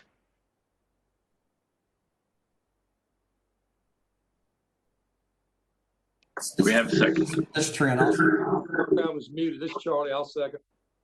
Okay, we have a motion and a second. Any further discussion? All in favor of the motion, please say aye. Aye. Opposed? Aye. I heard Dorothy. Was there another? Was DT? Yes. Aye. And Roger. And Roger. Okay, 3. Note that. Can we Motion note passed. something? Yes, ma'am. Can we note that a follow-up on a business plan? Michael, I do understand what you're saying, but from the side of looking at it, saying, is there another model? How are other hospitals looking at things? Could we have follow-up on that so that we can know better how, when we do the next RFP, that we would be able to look at our costs a little bit differently? Sure, absolutely. I am always open to looking at innovative new models to deliver services, be more cost efficient, and most critically, deliver high quality patient care services for our populations. Yeah, for me, it's a little bit messy contract. It's not their service, so let's just review them for a better way of doing it. Better packaging. Absolutely. Okay, thank you, Michael. Appreciate it. All right, thank you. We're going to move on to the next item, and Ron Skillens is going to come tell us how all our insurance rates have gone down. Go ahead, Ron. Well, that's a great setup. That's a great setup. Can you hear me? I'm going to do the thing too to make sure I can be heard. Yes, sir. We can hear you. Okay. It depends, Ron, it depends on what you're going to say if they can hear you. Yeah, exactly. As you know, this is the time of year in August that I present our annual insurance renewal program for the board's approval. Before I get started here, I do want to recognize that I know they're watching on YouTube, Diane Estep, who is our Aon representative, and her whole team, who we've been working with for the last several months for this renewal presentation, as well as Bob Duty of Compass Risk Services. Bob's been working with JPS for the last 10 years in this area, and I greatly appreciate all the work that they've done. I wanted to recognize them at the outset. For insurance, it's as is the case in a lot of areas. 2020 has been a really tough year, and COVID has impacted the insurance market as well. If you could advance the slide, let's see. Okay, so the key points I wanted to raise before I get to the actual premium amounts for the upcoming year are some of the key changes from last year to this year. And so, in starting with director and officers liability and employment practices liability, which is obviously affects you as board members as well. We did retain our overall coverage limit of $15 million, which is what we've maintained in terms of our coverage. We've moved our primary coverage to Beasley, which is a new, well, it's not a new carrier for JPS, it's just new for this line of coverage, to cover the $10 million, with excess coverage being moved to Berkeley for the $5 million to get to the 15. The premium increase of 5% in this area is really just due to market conditions. We have had, and we've discussed in closed session, some claims on this policy in the past. And so I know that played a factor in the 5% as well. But overall, we're maintaining the same level of coverage as we did last year. The second point I would make on regulatory liability, and regulatory liability, and of course, putting on my hat as the compliance officer, this is directly related to what we do in compliance, as many of you know. This year in fiscal 20, this was the first year we've had this policy. So this renewal for fiscal 21 would be the year 2.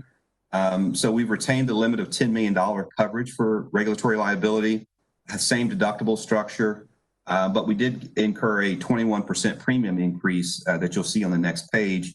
And I know in working with the Aon folks, this is, they did their best in negotiations, but the current market rate is around 25% increase for this coverage. And there's due to a lot of different reasons. I'm going to cover a couple of them for you. You also see there that I noted a COVID exclusion was added, which is also unfortunately a common exclusion that's being added in terms of COVID related claims would be excluded from coverage. In the regulatory liability space, there has been a lot of claim activity, a lot of civil monetary penalties, a lot of government enforcement actions on healthcare providers. Actually, $2.6 billion in recoveries in the overall U.S. market has been in the regulatory space, and nearly 75% of that $2.6 billion has been in healthcare. So insurance providers have really that offer this coverage have seen a lot of claims activity, which has driven the premium increase. And as you know, in talking in governance, I go through the headlines around enforcement actions, and that's kind of a result of that. My recommendation, though, is that we keep this coverage for this year, for going into next year, because even though it doesn't cover past occurrences of errors and omissions and things of that nature, I think you recall we talked last year about that. It does protect us going forward. And so since we were covered in fiscal 20, and now with this renewal in fiscal 21, we'll have 2 years that this coverage would cover any potential claims, whether it be overpayments or any other types of regulatory claims in this area. So I'm gonna stop there. The next point that I would make on cyber liability coverage is, and I know, Steve, you had mentioned to me 2 years ago, I think, that we wanted to increase this given the risk profile, and we did last year to increase it to $30 million in overall coverage. We did get about a 4.5% premium increase this upcoming year due to the various cyber risks that are in the market. And I'm actually going to cover that in governance in open session during our headline section. We've talked about this before in terms of the increased risk profile, and obviously with the pandemic and the remote working, there has been just a rapid increase in cyber attacks and liability in the marketplace. And then property. Property is the largest policy of JPS, and you'll see on the next page, it's $971,000 for the proposed for this year, but it also, that $971,000 also includes our terrorism policy, which I'll talk about when we get to the next slide. For property, we have a total of $1 billion in coverage for all of the JPS facilities, in clinics, campus, and all facilities, including contents.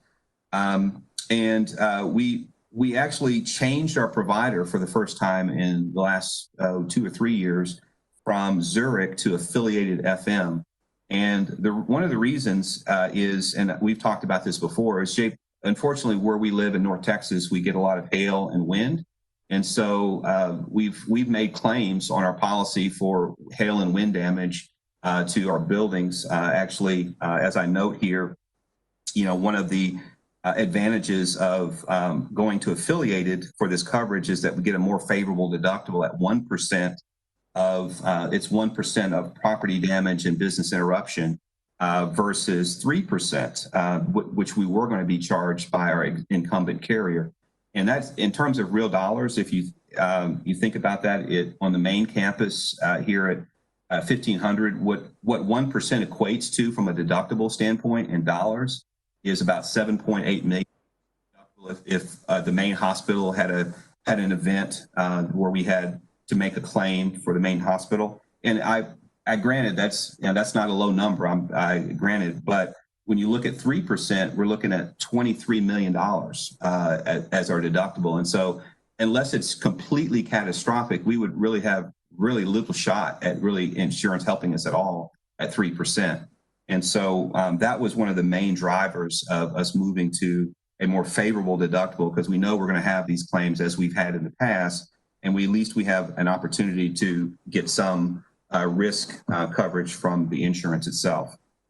And so as a result, we did get a 34% increase in our property coverage for this year, mainly driven by two things. One is our claims history over the past 4 or 5 years, as well as market conditions. When I say our claims history, if that's a question, because I know as has come up in the past, since 2015, for the last 4 out of 5 years, we've made claims against this policy. The biggest of which being the hail damage that we sustained in fiscal 16 to multiple buildings of 1.6 million that we got recoveries from our insurance, and then we've had recoveries for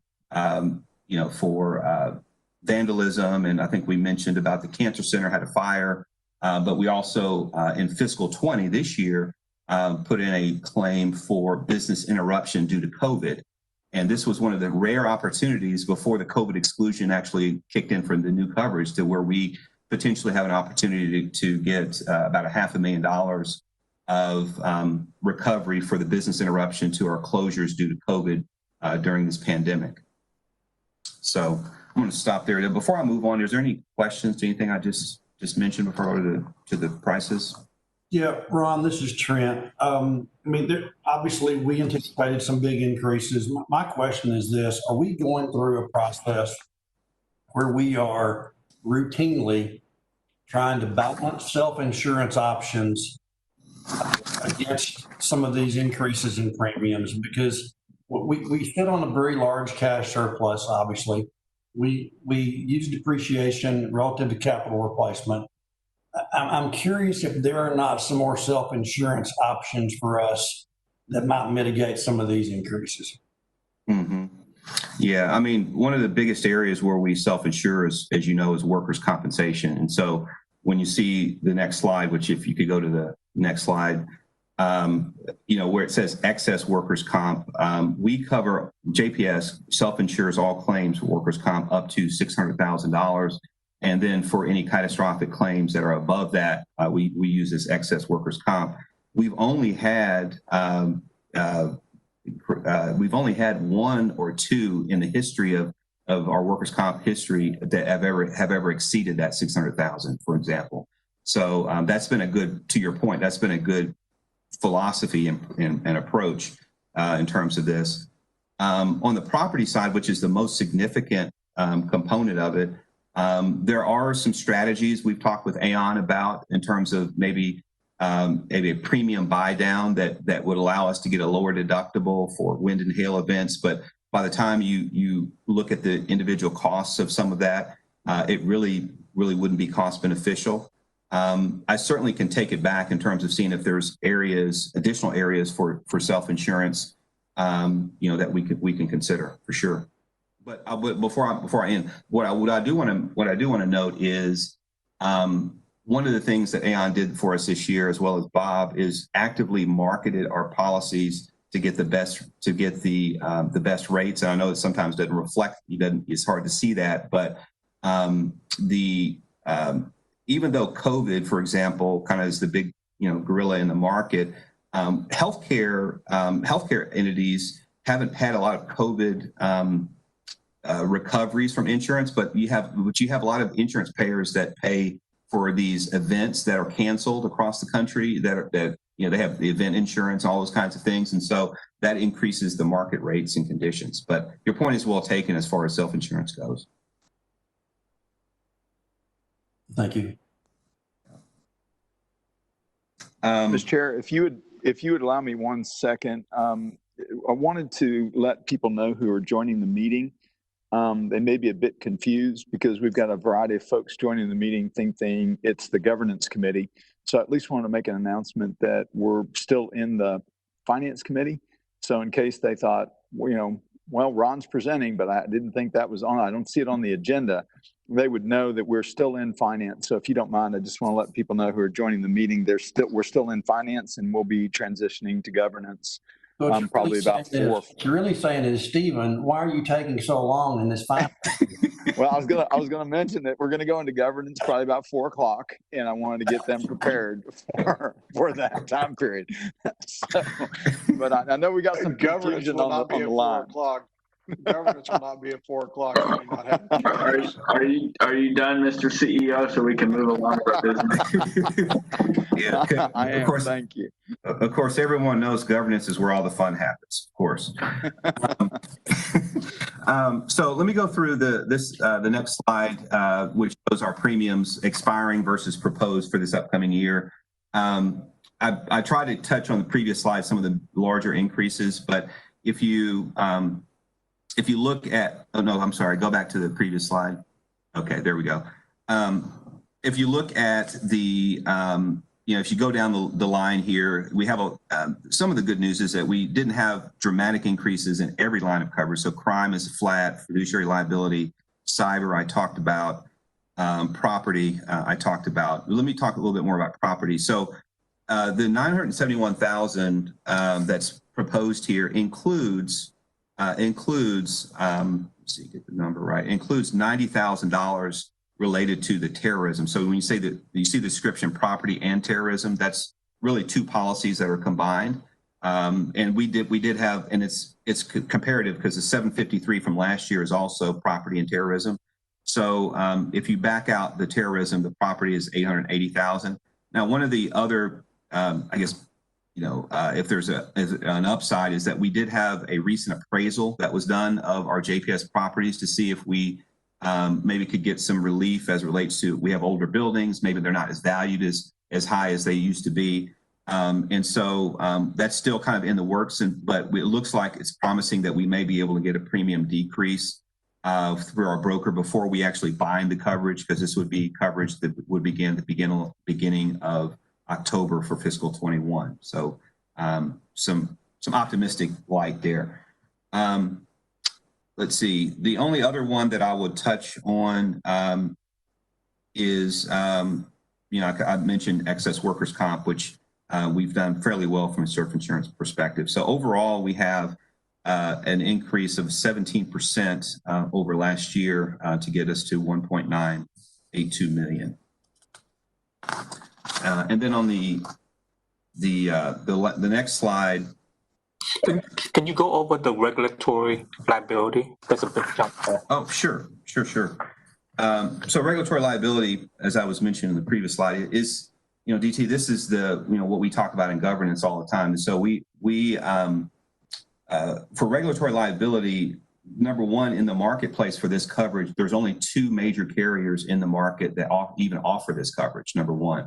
And so, it is an expensive coverage, mainly driven by, the various government civil monetary penalties and fines for False Claims Act. As I said, over $3 billion related to those recoveries that have gone into the premium increase. So it's not just related to what activity we had at JPS. It's also very market driven. I will say that one of the reasons that we should have this coverage, in my opinion, is that, there's always errors and omissions in this area. We've talked about these in governance as well, in terms of whether it be overpayments. We've talked about, in closed session, we've, had a fairly significant one that we had self-identified. And so if we were to have this coverage, it would give us some relief with that. Now, one of the things with the regulatory liability coverage is that there's what they call a 15% co-insurance. So you have a deductible of $350,000, and then you have 15% co-insurance, meaning that anything in excess of the deductible of $350,000, we self-insured. We pay, JPS pays 15%, and the insurance provider pays 85%. That's still depending on the size of these types of things, that's still a good coverage to have. I think my challenge is when I saw that the exception to COVID was added. Whether if that arises, where's the coverage will be coming from? Do we have coverage for that? Because it's just not that, but every year there's going to be something new, right? And then before long, you're going to have a long list of swine flu, this and that, and all that stuff attached to it. So, Yeah. I'm just trying to see if they exclude that, then where does it belong? Yeah, there's and I know we've been working hard with our broker about this. I talked to him about there's a blanket communicable disease exclusion language that they're starting to put in a lot of these policies, that because COVID is a known pandemic for this renewal period, that many of them are not even writing policies if they don't have this exclusion language. And so, if your point is, where can we get some relief? Now, again, we do have a claim out for business interruption related to COVID closures that JPS incurred, and that's actually in our D&O policy currently. Well, I thought Neil said that we don't have business interruption because of certain law. The last time I talked, I asked for it. Yeah, I know we talked about that last time because of the Tort Claims Act protections that we have, but we actually found a clause in our D&O policy that, and it's not going to be, my understanding is it's not going to be in our new one, but we had an opportunity because they specifically stated if we had incurred financial losses due to required closures of operations, that we could file a claim up to $500,000. And so we took advantage of that because we did, those clinics and other facilities were closed during a period of time. So we do have it, or we don't have it? I'm just a little bit confused on that. We had that provision in our expiring policy where we currently made the claim, but we do not going forward. Yeah. Okay, thank you. Yeah. So on the next page is the overall program structure. I'm not going to cover a lot on this. This is just a final summary slide that goes through, again, recaps the premiums, it recaps the deductibles, recaps the overall coverage and the various carriers. So I'm happy to take any additional questions.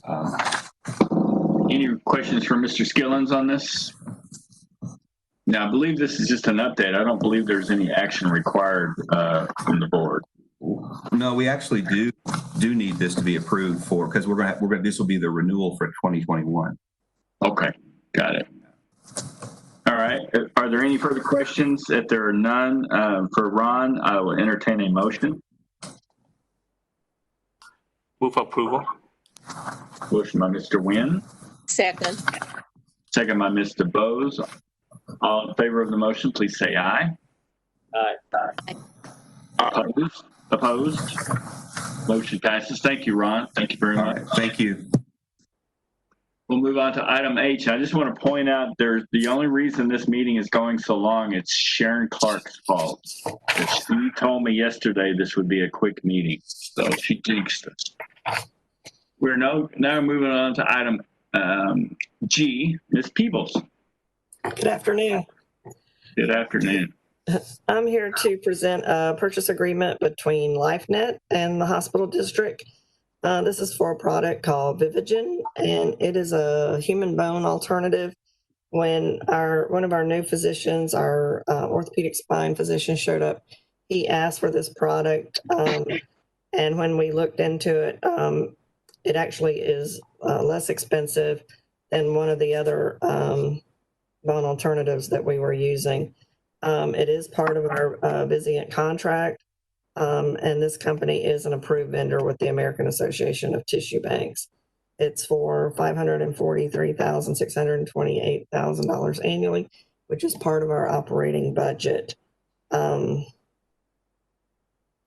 This product will be used like in neuro cases, orthopedic cases, and podiatry cases for patients who need to, like, have had degenerative joint disease or bone disease or in traumas or those type of situations.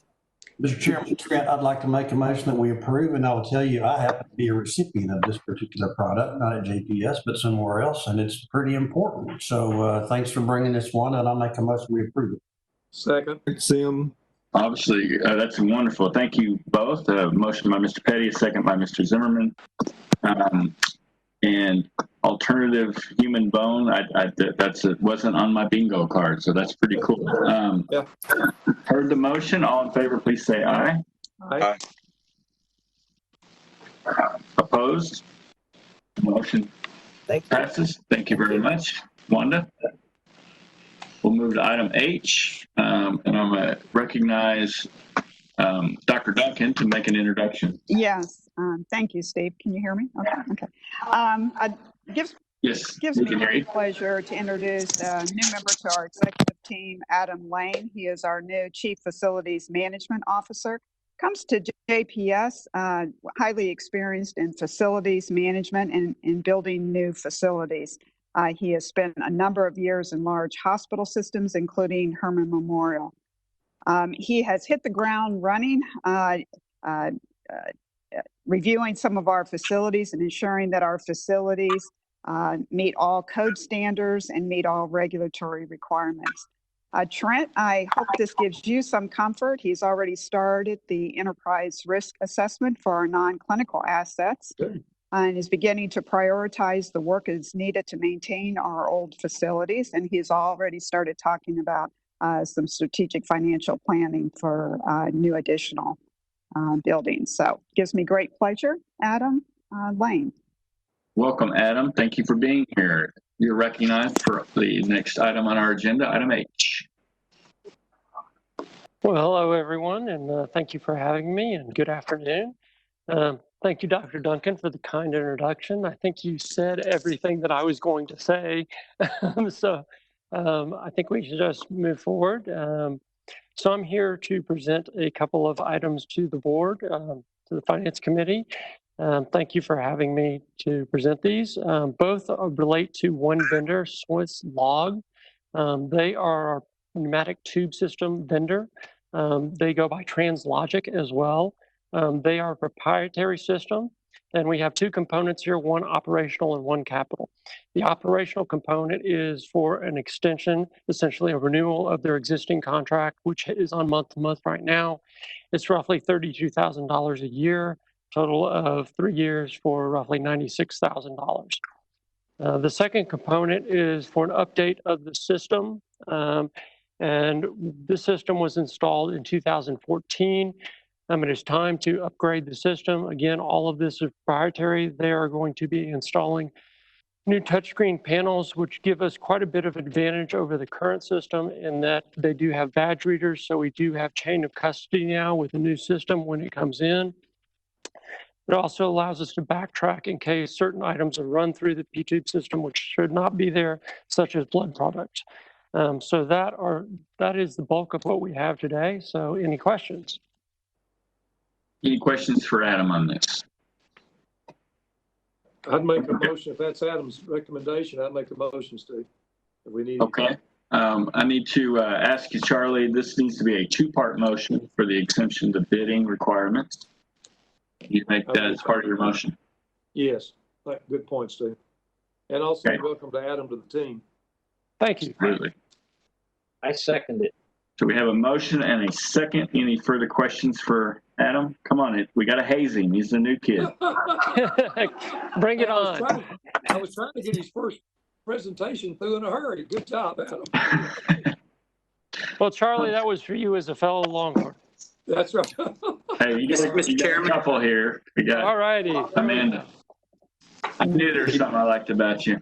All right. He did have to say he lost 50% of the group, but other than that, he's fine. Mr. Chairman. We may get some no votes now. All right, we've had a motion and a second. Any all in favor of the motion, please say aye. Aye. Aye. Opposed? Motion passes. All right, let's move on to the next item. Hey, Mr. Chairman? Yes, sir. I think our legal was trying to get in. Oh, I'm sorry, Scott. Yes, sir. Mr. Chairman, I just wanted to make sure, I thought Mr. Lane might be presenting on both H and I, and to make sure that the vote was only on H in the agenda, that you haven't yet reached I. That's correct. Yes, sir. Okay. Thank you. So now we'll move into item I. So the second piece of that was what I mentioned is the capital component of this, which is the upgrade to the system. Again, which are the touchscreen panels, which will allow chain of custody throughout the pneumatic tube system. Okay, you've heard the motion. Is there a motion? I don't think, I may have missed this, but what justified the sole source? This system was installed in 2014. It is a proprietary system. It's a closed system. So if anybody works on the system, it voids their warranty. And to replace this system would be millions of dollars. So we are with this vendor, and this vendor only allows themselves to work on it. Okay. It's no, I don't have any more questions on that. I just don't like sole source. That's all. I would agree with that. Just like my car, they say anybody touch it, it's out of warranty. But other people can still work on it. Thank you for that, Violent DT. agreement, DT. Yes. Move approval. We have a motion by Mr. Bose. Second. Exception and the bid. Thank you for that. And the second, I'm sorry, who's that? Reverend Emerson. Reverend Emerson seconds. All in favor of the motion, please say aye. Aye. Aye. Opposed? Aye. We have an opposed. Was that Cheryl? Thought I heard one opposed. No, that was not. That was Amanda. I was eyeing to the regular one. Came in a little late. Okay, so it's passed unanimously. Thank you very much. Thank you, Adam. Appreciate it. Thank you. Take care, everyone. So we'll move on to item J. Dr. Duncan.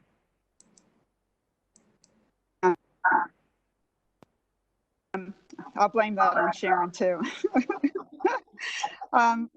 For the last 2 years, this has been a great partnership between Tarrant County Public Health Department and the district, where JPS provides the Public Health Department at a small cost a clinical pharmacist to oversee their Class D pharmacy and to maintain their Class D license. Just a reminder, Class D pharmacy is a site with limited scope of services, drugs, devices, and meets all the requirements of the Texas State Board of Pharmacy. This allows the Public Health Department to continue its great work in the community to survey, treat, and test for TB, sexually transmitted diseases, and to maintain their immunization clinics, especially their large travel clinic. So with your permission, this generates some small revenue for the district, but with your approval, I'd like to maintain this great partnership. Any questions for Dr. Duncan? I'll entertain a motion. Move for approval. Motion by Mr. Wynn, a second by Reverend Emerson. All in favor of the motion, please say aye. Aye. Opposed? Thank you. Motion passes. Thank you, Dr. Duncan. Thank you. We'll move on to item K. Mr. Mendenhall, spending some money on us again. Yes, thank you so much for allowing me to spend money, Steve. I appreciate that. The first contract I'm bringing in front of you is to an organization called Prescriptive Data Services or Solutions. They're not new to this board. We buy a lot of equipment through them. They're part of the Texas DIR. What this particular contract is for is an expansion of our backup solution. We use Rubric as our backup solution. And this is to put an additional set of bricks, as they're called, for backup in both our JPS data center as well as our Richardson data center. Any questions for David? What about maintenance, David? As far as maintenance on these? So the maintenance is that annual support, which is about $53,000 per year. Okay. So the first capital purchase, thank you for, I didn't explain that well, and thank you, DT. The capital purchase is for $457,000, and after that is $53,000 a year for the annual maintenance. Okay. Right, thank you.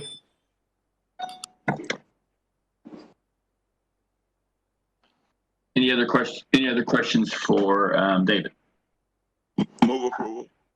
We have a motion by Reverend Emerson, Second. second by Mr. Nguyen. All in favor of the motion, please say aye. Aye. Opposed? Motion passed.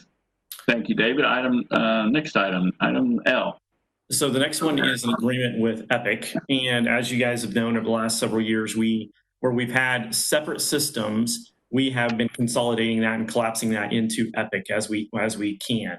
When we went live with Epic, they did not have a behavioral health module. We built one ourselves, and it is not built to the specifications as you would expect for behavioral health module.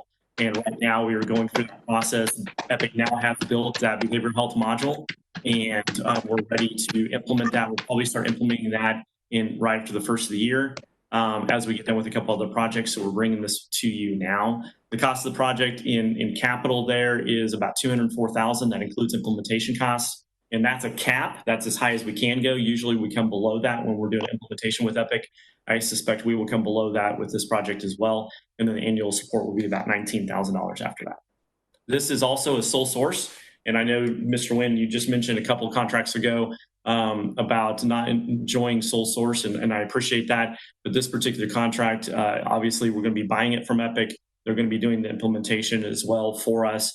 And so there is an exemption to bid for this. Scott was ready to go, though. He was ready to jump in on that one.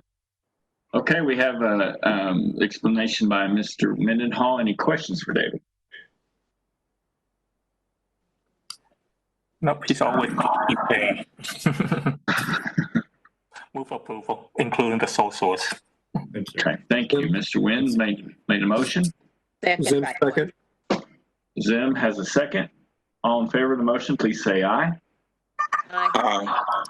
Opposed? Motion passes. Thank you, David. All right, almost there, folks. Item 6, report from legal counsel. Mr. Cummings. Good afternoon, Mr. Chairman. There were 37 contracts under $500,000 in July 2020. They have been uploaded to your board portal. Okay, any questions for Scott? Okay, I don't believe we have anything in closed session. Is that correct, Mr. Cummings? I'm not aware of anything, Mr. Chairman. Mr. Early, nothing for closed session? We do not have anything for closed. Hot dog.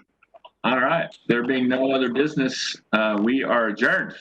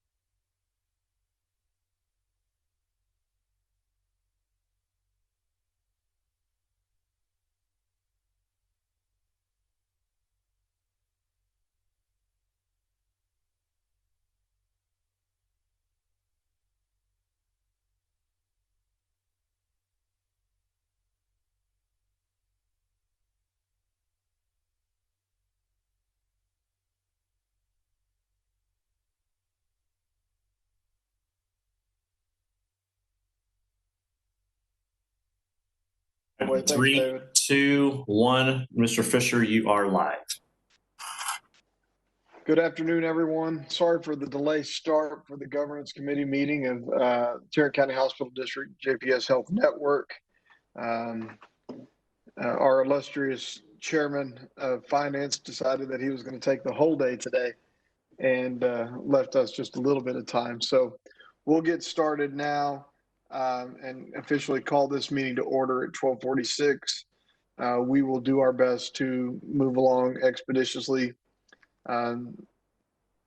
remainder of your days. I've been informed by legal that there are no citizens wishing to address the committee, and going forward would move forward for an approval of minutes for our June 25th, 2020 meeting.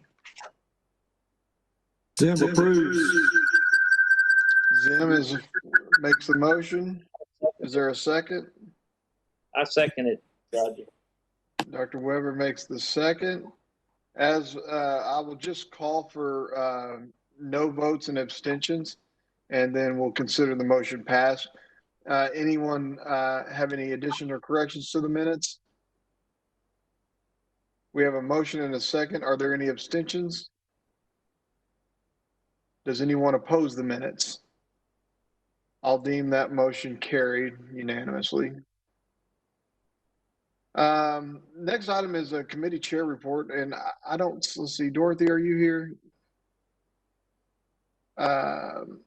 There was some discussion, oh gosh, it was probably in April, might have been our June meeting, discussion of LD 6000, which is our MWBE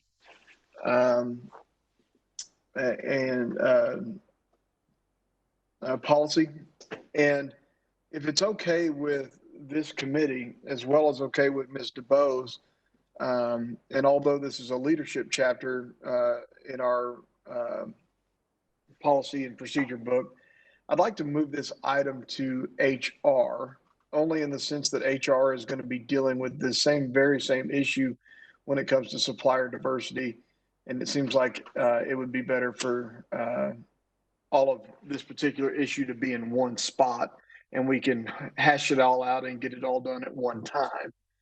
If there's no objection from the committee, I'd like to go ahead and do that. And Dorothy, you and I have not had a chance to speak in depth about this issue, but it makes a lot more sense instead of having it kind of disjointed and in two different committees to put it in one place. So I'd like to do that, not to kick the can or to bump it from governance. It just seems like we're going to be doubling up on the work and the efforts of staff and everybody else. So if without objection, I'll move LD 6000 over to HR. And as HR begins working on the supplier diversity, we can cover that at the same time, at the same place. Any problems with that? I think it's a good move. Okay. All right. Well, thank y'all for that. I don't have much of a chair report other than that. And in order to get moving, we'll move on to item number 5A, which is behavioral health risk summary. And Ron and Ms. Zelia will give us a breakdown there. All right. Thank you, Chair. I wanted to set this up as you all know, we try every governance committee meeting to give an update on one of the ERM risk areas that was identified. And so this month, we're thankful to have Zelia to give an update on behavioral health. And as you see in your packet, the typical one-page slide that that has the risk definition. And I know I've covered this before, but the risk definition is not a fact statement. It's more of what we're trying to prevent from happening. And so I know it's worded in the negative. So I just wanted to, again, remind folks that. But without any further delay, Zelia, I'll turn it over to you. Great. Thank you, Ron. Can everybody hear me? Yes. Yes. Got you. Okay. Yeah, great. Thanks, Zelia. Yeah, that negative statement kind of bothers me too. However, we've had a lot of positives, and so that's what I would like to share with you all, some of the things we've put in place to mitigate risk. So I'm going to go according to the PowerPoint slide, starting with our key risks that have been identified, which would be inpatient suicide attempts and/or success in the inpatient settings. And so we have done many things to mitigate those risks, from continuous work on removing ligature risk within the behavioral health areas, to increase rounding by staff. We also began a new suicide risk safety assessment in the medical ER, as well as the psych emergency center and in the outpatient community health and behavioral health settings. And this new suicide risk assessment is even more identifying of and stratifying of risk. And so one of the things that we've begun to do here in behavioral health to mitigate risk is we review 30 charts for each inpatient unit, as well as the psychiatric emergency center, every month. So it's well over 100 inpatient records we're reviewing in order to make sure we're following our policies and procedures regarding suicide risk, as well as suicide risk interventions, which are equally as important. And so that new process started June 15th of this year, and it's going well thus far. We had a few minor, it was a new process, and so working out those kinks, but since then, our compliance has been at 100% in all of our chart reviews. The other key risk is our inability to serve the behavioral health patient volume in Tarrant County. We've done several things to mitigate those risks in lieu of a new hospital. A lot of that has been emergency room throughput. And so, in reducing the length of stay here in behavioral health, and so that we can get patients from the PEC to TSP much quicker. We've, this fiscal year, have reduced the length of stay that someone is in our psych emergency center waiting on a bed by 4 hours. So now the wait time is about 6 hours waiting on an inpatient bed, which has been amazing. And we've reduced the length of stay last fiscal year to this fiscal year by approximately 1 day. And so what that means is we're able to turn our beds more frequently, so patients that can be admitted more frequently from the psych emergency center. And so in this fiscal year, we also created a true discharge lounge like they have in medical. And as a result of that, patients that are appropriate to be in the discharge lounge are discharged to those discharge lounge by 10 a.m. And we're at approximately 56% year to date on that.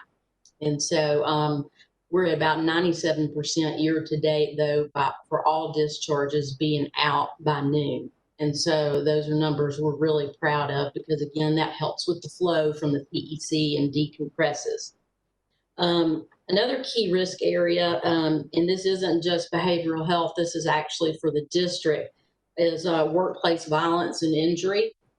And in partnership with Wanda Peebles, we held a series of meetings with players across the system, leaders across the system, emergency room, med surg, critical care.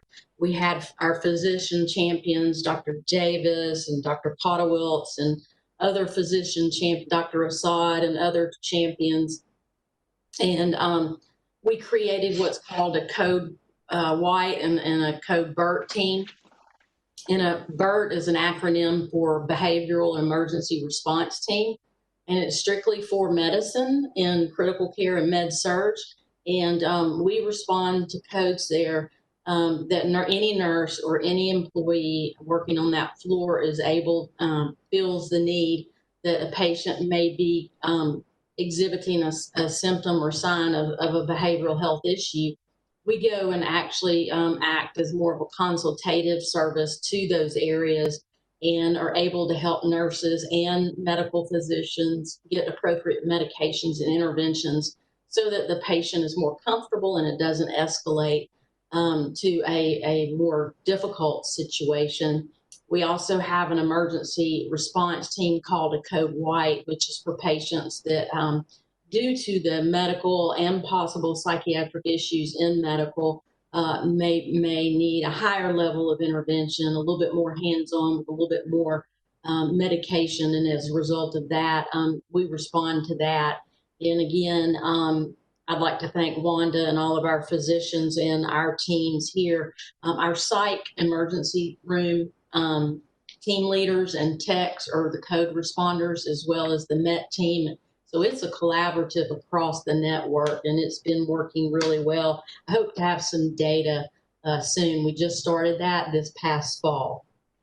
Another opportunity or a key risk is patients are unable to receive appropriate services. And so what we've implemented, and these are part of our behavioral health core measures, hospital-based core measures, are the withdrawal assessment, clinical opioid withdrawal, and also screenings for substance use disorders, because we do have a lot of patients that have mental health issues, but also substance use issues as well. And so we use those assessment tools as a baseline for referring patients to other areas or other external community partners to continue their treatment for substance use disorders. And finally, the key risk for us are patients' lack of adherence to treatment.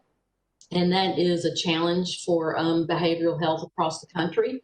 They do fine when they're here, but when they leave, what happens? And so we have an entire transition management program where we literally micromanage with our patients. If they'll answer our calls and listen, we're able to manage them to go to their next appointment, to go to this next meeting, to get this help, to come to group therapy, to come see their doctor. And we offer significant touch points within the first 90 days of discharge. And so this has led to us having a low return rate by patients, and we're very proud of that. Our current return rate or rate of recidivism is about 8%, which is well below a national standard, which is around 15%. And the majority of that is because of the transition management programs. We don't feel like we've arrived. We feel like we've made good progress. We've moved our bar from where it was before, but I'm a perfectionist, so of course I want to move into optimize. But I just think it's important for you as the board to know the great work that's not only happening here in behavioral health with our patients, but across the district, and the strong collaboration between medicine and nursing and behavioral health. Any questions or comments from anybody? Well, that's Zelia, that's fantastic results, and I'm really happy to see the star it managed and the bar moved over there. It's great, and 8%. That's actually kind of a shocking number that it's that low. Just with my experience in the city and having to deal with some of the folks over and over and over and over again. I'm surprised it's not higher than 15. That's a national average. So I'm really, you guys should be proud of that, and we're proud of that for you. Any other questions for Zelia? I'd just like to say the same thing you just said. Thank you for your work, Zelia, and the whole crew. Thank you, Dr. Weber. Roger, I do have one more update for you that's not related to our risk summary, but this was something that I wanted to close the loop with the governance board. We did implement Uber Health Transport August 18th. And it's exciting to see that's happened. Since August 18th, we've had about 115 Uber Health rides across the district. And the feedback I'm getting from our patients and their families has been extremely positive. Well, that's such a welcome change and such a welcome program compared to handing out vouchers for taxi cabs and having zero accountability when it comes to that. I'm proud of the internal audit team for going there, and I'm proud of you guys for finding a solution that's working. That's fantastic, and I'm glad to hear that. Gosh, it's what, 9 days been in service, and 100 and something rides already. That's great news. Thank you for that update. Thank you. Thank you to members of the board for allowing us to present today. Anybody else have anything else for Ms. Zillian?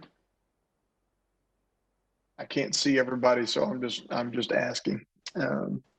Okay, Zelia, thank you very much. Next up, let's have compliance program reports and updates with key compliance headlines, as well as a proposed fiscal year 21 compliance work plan. Ron?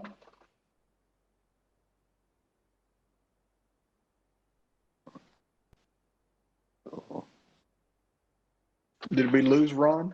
No, No, there he is. Let's see. Oh, here we go.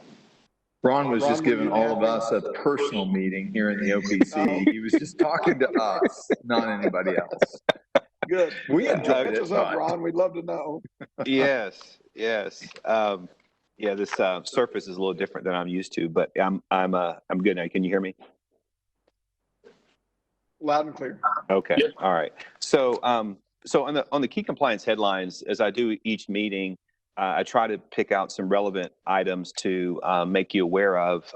This first item, we've kind of talked about in different settings, the fact that COVID-19 has unfortunately posed opportunities for fraudsters and cyber attacks during the first half of this year.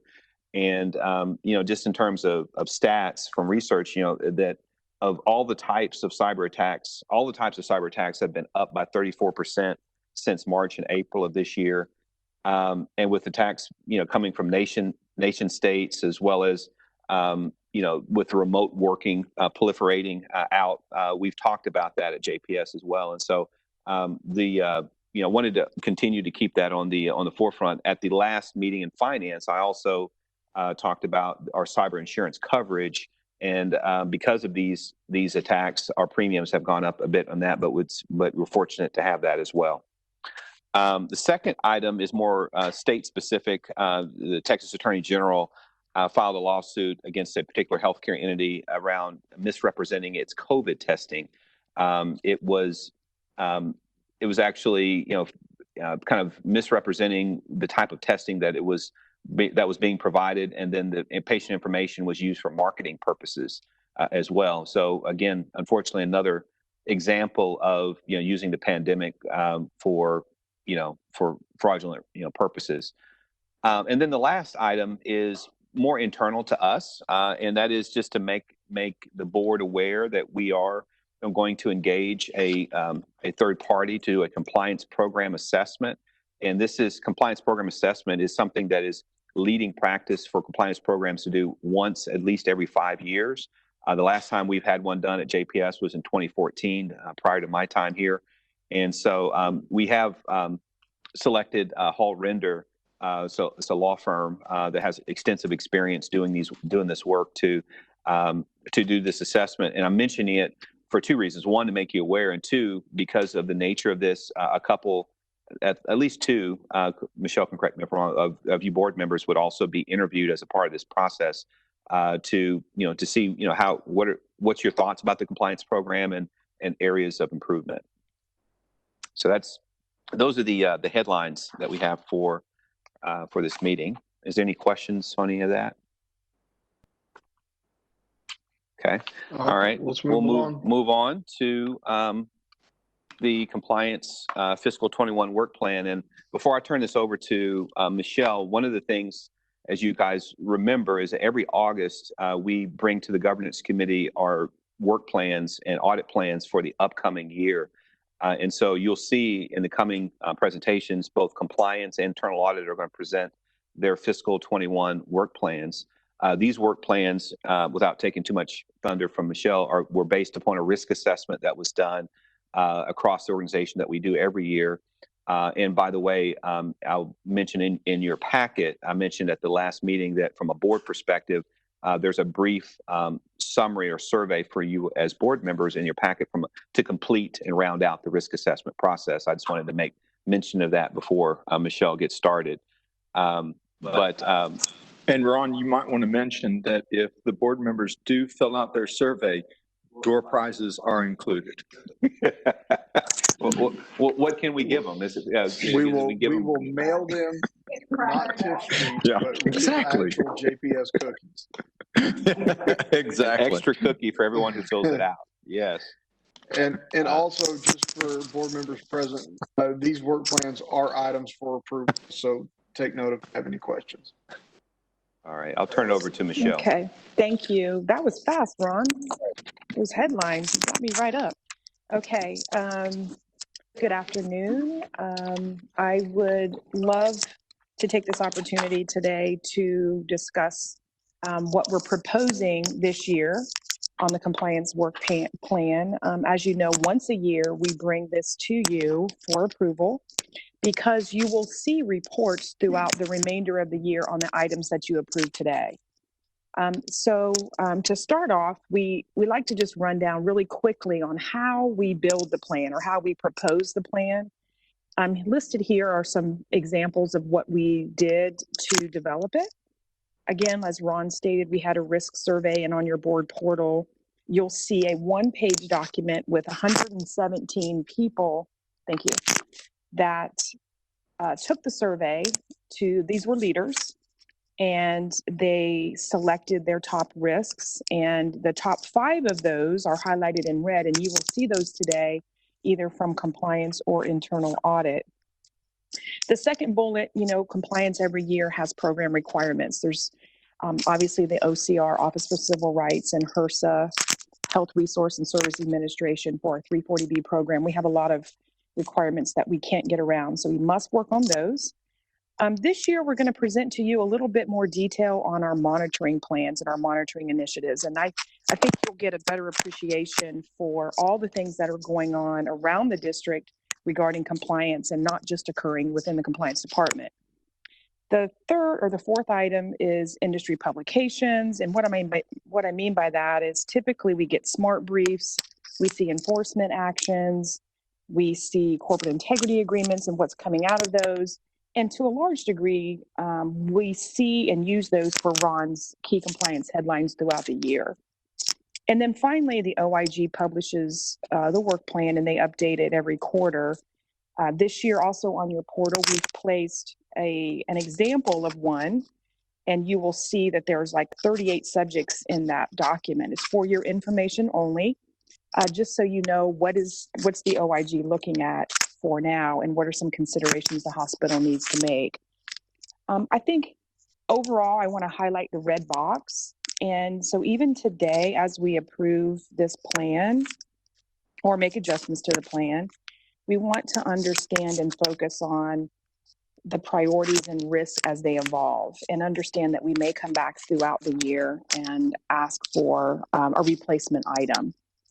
So if there's no questions on how we developed the plan, I will move into the next couple of slides. So I think today I have about 15 slides, and I'm not going to bore you with all of them. My plan, yes, sir. Mr. Chairman. Yes, Reverend, go ahead. Before Michelle moves from that, I'm a little confused. This is the proposed compliance work plan. So internal audit and compliance are combined. There's not a separate internal audit work plan, or is it all one process now? No, there's 2 different plans. We'll get to internal audit soon.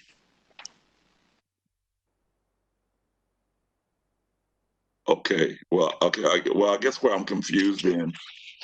So the internal audit work plan is item C on the agenda for today. Okay. Okay. All right. I'll ask it later then. I'm okay. Go ahead. I'm sorry if I confused you, Reverend Emerson. No, you never confused me. Is that I thought that there was a separate I thought the departments were separate, and that's why I know that Michelle is presenting compliance, and then we'll do internal audit also, so that has not been, that has been joined as one office now, one division. No, that's I see what you're saying, Reverend. Michelle is doing the compliance work plan. I know in years past, I personally did the compliance work plan review, but she's doing it in her capacity, as Executive Director of Compliance and Audit. But Tim Lacusa, who's their Director of Internal Audit, will present the internal audit work plan. It's went through a similar process. Okay. All right. Yeah, because I'll move on. I'll ask that later. Okay. Okay. So I am on, I guess, page 49 here. I guess you can see that. So over the next 2 slides contains 11 items. And these 2 slides actually encapsulate what the entire compliance division is doing at a broad level. So I would like to go through in detail these 2 slides. And then the 1 slide after that is the compliance work plan audits. So it would be these 3 items that would be requesting for approval. And then the 9 slides after that are really informational, and we can go through those a little bit faster as we get to them. So as you can see on the first one, we have ongoing auditing and monitoring. That in and of itself has a breakdown. These first 3 items have their own separate work plans, and we'll go through those. Again, auditing and monitoring is a requirement for hospitals. And as you can see, the OIG compliance guidance, we have to consider kickbacks, physician arrangement, CPT coding, claim development, submission and reimbursement. Those are required for compliance to do every year at a minimum auditing. The second item, of course, the OCR requires for the HIPAA rule, training, education, hotline investigations, loss prevention. You can see all of the things that are required to have a robust HIPAA privacy program.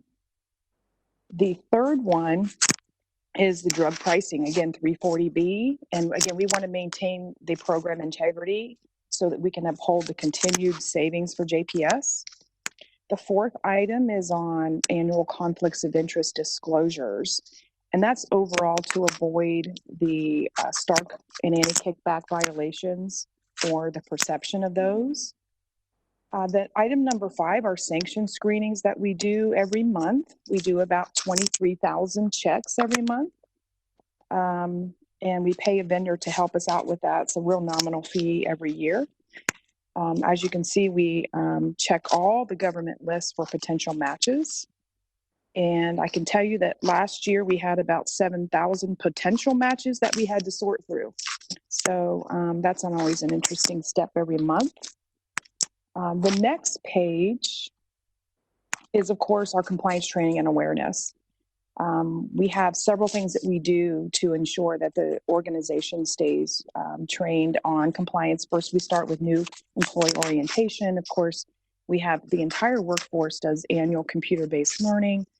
We have quarterly newsletters and huddles and roadshows, and Compliance Awareness Week occurs in November each year. The 7th item is our compliance and ethics hotline program. Of course, we have to maintain a 24/7, 365 anonymous reporting system available for employees and other workforce members. Number 8, instead of saying annual risk assessment, I should have said ongoing. We just put it together annually, and that's what really you're seeing today. The 9th item is a program gap assessment. That's a compliance program gap. As Ron mentioned earlier, we have selected a vendor, a law firm, to start, I believe, at the end of next month to ensure that we are compliant with the intent of the federal sentencing guidelines and the Department of Justice checklist for an effective compliance program.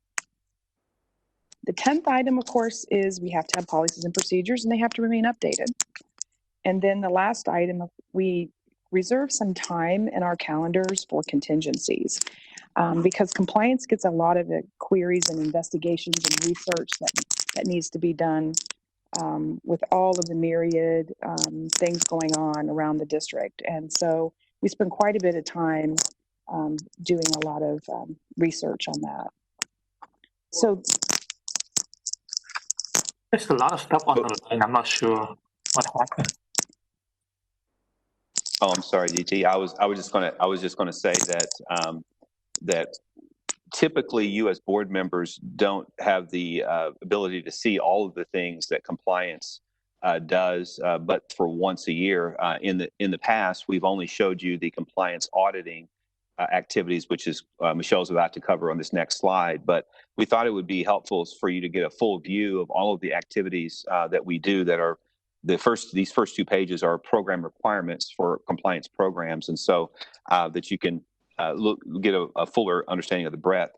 The other thing I would say is that as a part of the ongoing risk assessment, particularly during the pandemic, we've had to pivot and shift our priorities based upon the new priorities of the organization. And so as you'll see, as we look at the specific audits, it's reflected of kind of the new environment that we're in.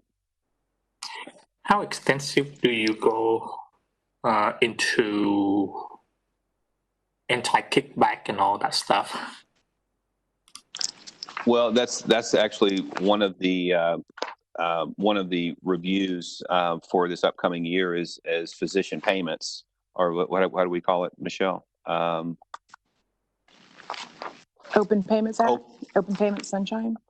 No, he's talking about physician contracting. This was what he's talking about. So typically, I will say in prior years, what we have had is that there is legal review done of the physician contract templates.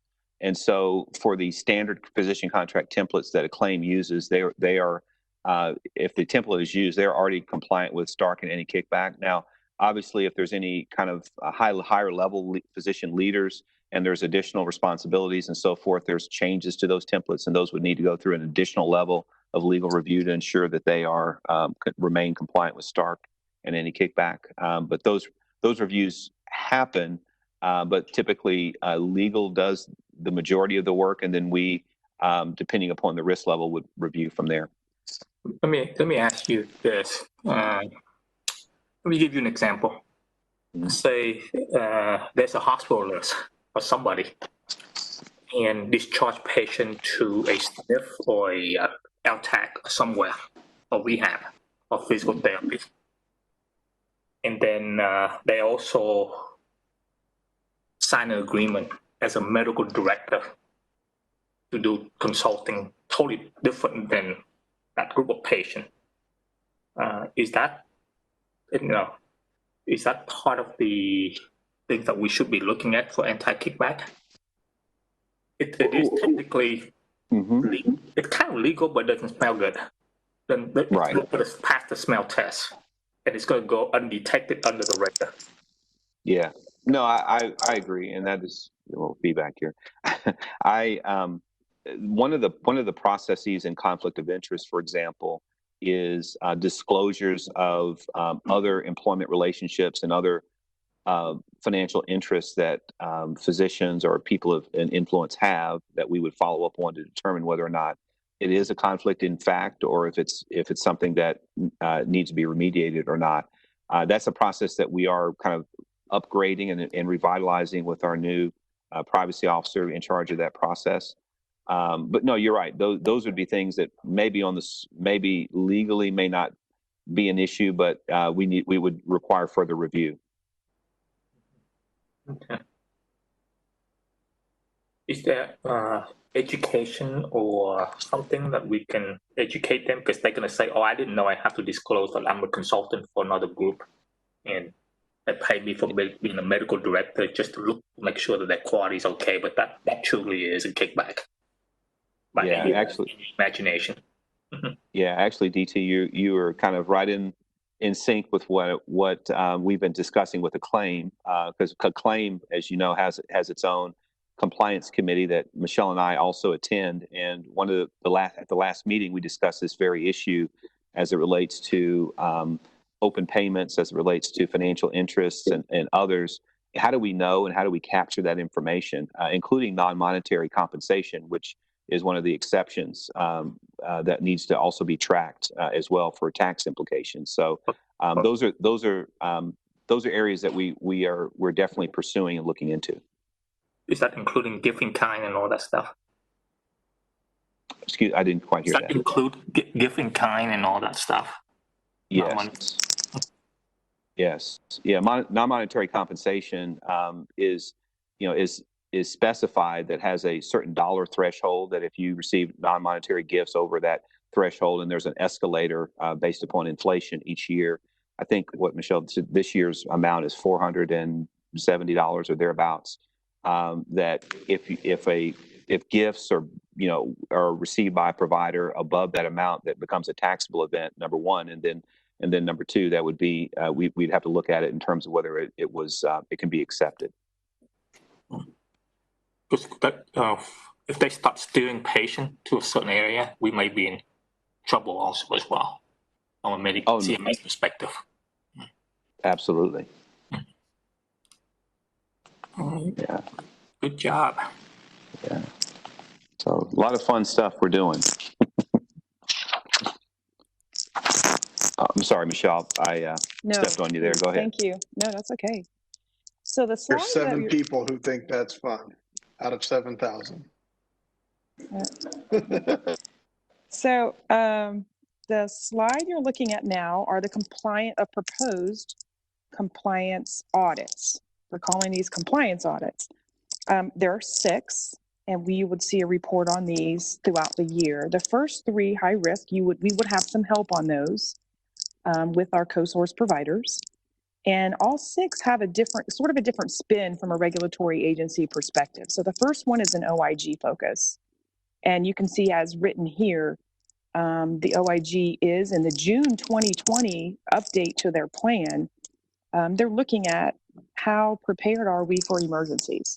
And so you can see we are going to focus on our hospital compliance with the CMS's emergency preparedness requirements. On the second item, it's a joint commission, more joint commission focus. But this scored pretty high as it relates to the managers when they took the risk assessment surveys. So they're kind of closer to the situation of infection prevention.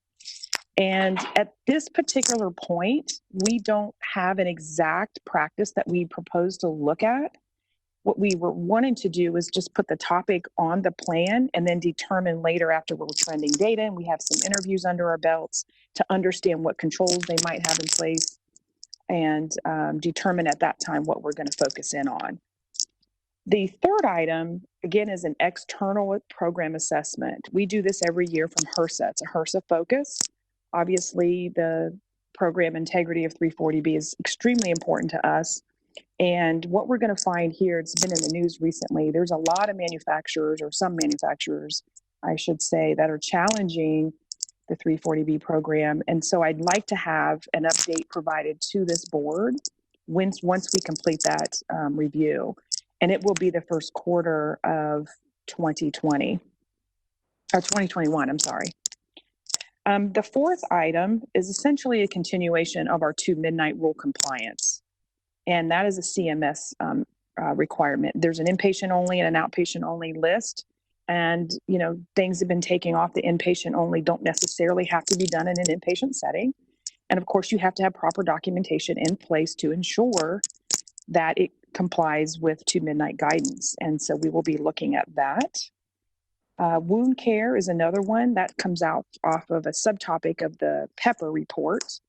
I believe we've had a class on that before for the board, and it's Program for Evaluating Payment Patterns, and it's all Medicare, and it just shows where does JPS stand relative to other entities across the state and the jurisdiction, and it just itemizes and trends 12 quarters for us, and so we keep an eye on that, and we just want to take a little look at the coding of our wound care since it's been an OIG focus since 2018, actually. And the last one is our business associate agreement. It's a follow-up. Again, the Office for Civil Rights essentially can audit our business associates, and they want to know, can you produce a list of your business associates and the purpose they serve JPS? And this might sound familiar to you because it is an actual follow-up to a report that we had recently. So this constitutes the proposed 6 items for the compliance audit work plan. And again, the 2 slides prior to that is an encapsulation of our entire program.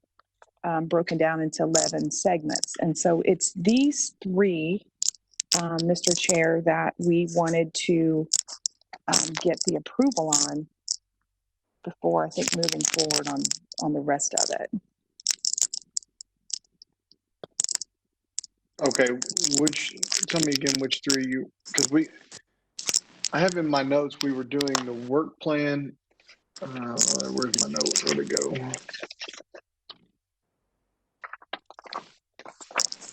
Sorry, if y'all knew what my desk looked like right now, you'd understand the hell I'm living in, but we needed to do the work plan and you wanted to do specifically approve the 3 individual audits? So when we approve the work plan, we're essentially approving the slide that I have up right now. And then the 2 slides prior, which is really the program requirements for the entire compliance program. Yeah. So it okay. would be, But do we need that in 2 separate motions, or can that be with the work plan? Because that's what's confusing on my notes. Okay, I think it was just one. The one. Yeah. The one. Okay. All right. Does anybody have any questions? Hearing none, can I call for a motion to approve the compliance work plan? Move for approval. Second. I have a motion from DT and a second by, was that Steve Montgomery? Yes. Okay. All right. Are there any abstentions? Is there anyone who wishes to oppose? Then I will consider that motion carried. Okay, thank you. Okay, thank you. The next 4 slides, if I can have 4 slides, get it to come up here.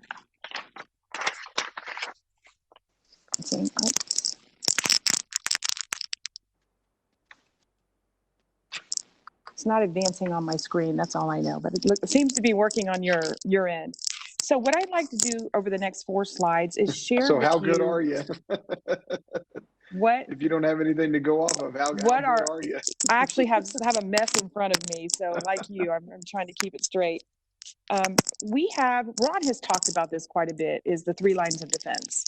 And management is the first line. In other words, what are we doing operationally at the core units? What do they do from a compliance perspective? And so what we want to do on the next 4 slides is share with you what this is certainly not all encompassing, but what are some of the areas working on and how frequently are they sending documentation to compliance to support what it is that we do from a compliance perspective. So I call this the first line of defense activities.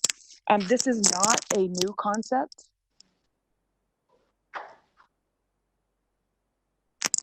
Yes, that's exactly right. My screen is completely frozen, so I can't really tell what's going on with people, so I'm sorry. But yes, if we go back to the ongoing auditing and monitoring, this is the monitoring piece. So this is what we mean by monitoring. So we have 4 pages of activity that I'd like to just share with you really quickly and just run down some of the items that we have our first line of defense, again, sending to us. This, again, is not a new concept for compliance. We have been doing this for many years. The difference is we've expanded the coverage and we have put a little bit more rigor and scrutiny across in the process. So as we look at this, even the high risk items 1 through 5 on the screen, we can see that, some of the areas, patient financial services and a claim, again, they're responsible for monitoring credit balances and then reporting back on a quarterly basis what those look like to Medicare, Medicaid, to make sure that we're refunding credit balances if, in fact, they are greater than 30 days old is what we're asking for.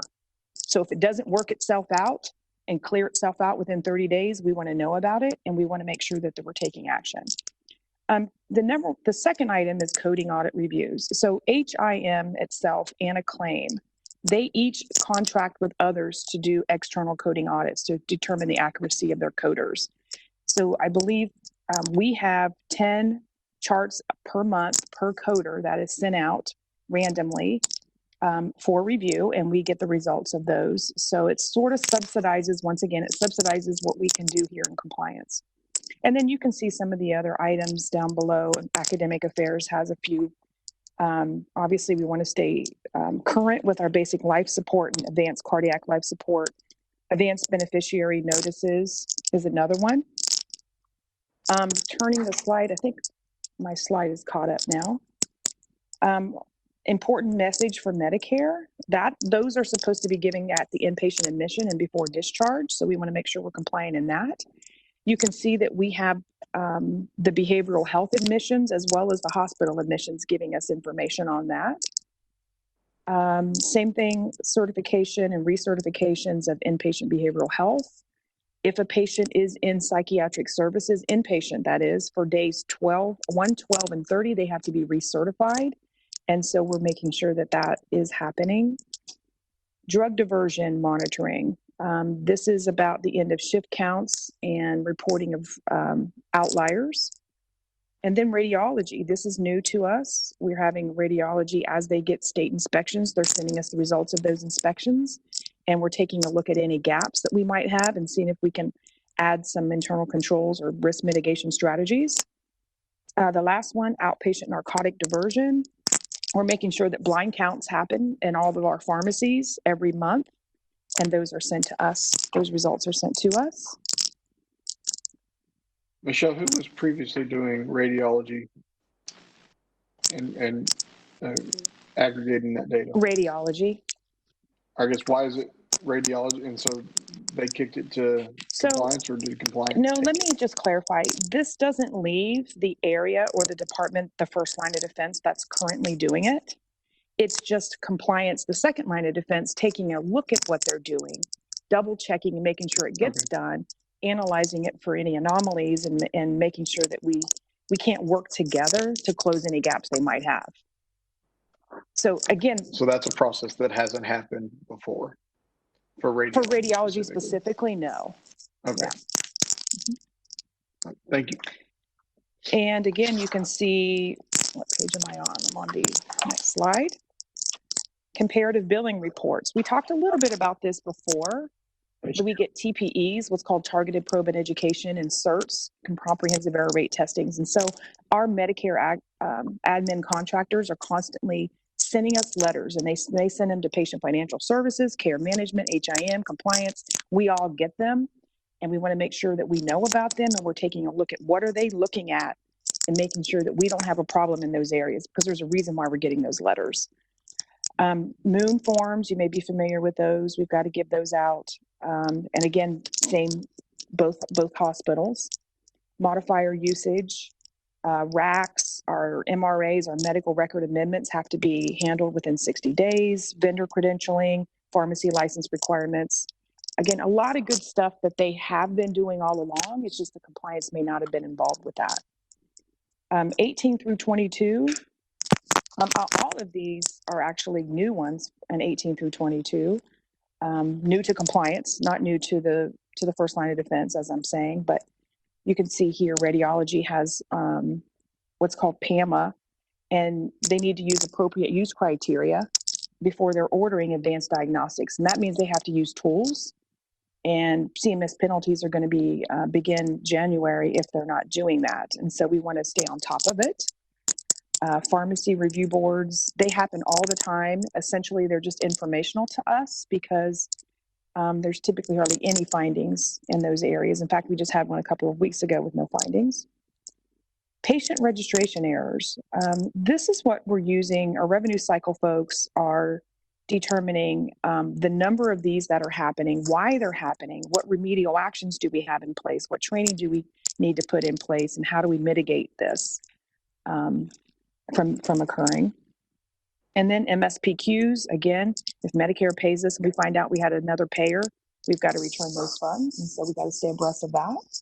And then lung cancer screenings. Again, that's another new one for us from radiology. So I know it covered a lot really fast, but there's 22 monitoring activities. We are continuing to develop these. It's an ongoing process. And as you know, it's a lot to handle to get information from the departments to analyze. And so it's a lot of work in that space. Are there any questions about the ongoing monitoring piece for compliance? Michelle, this is DT. As things are getting more and more complicated with new technology and everything else, especially around the reimbursement area, are you guys involved with some of the new stuff that may be upgrading from some of our vendors? There's a lot of talk around RPA, robotic processing automation, and some of the stuff that the repetitive stuff that will be done and prompted by the software. And I'm not sure how extensive are you guys.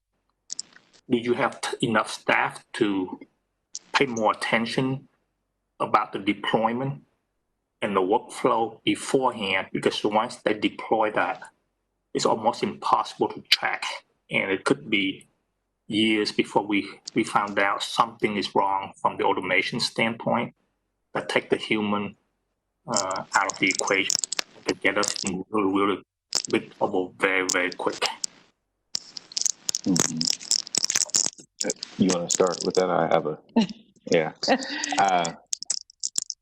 My thought. You either get involved with the process or you're going to catch up down the road.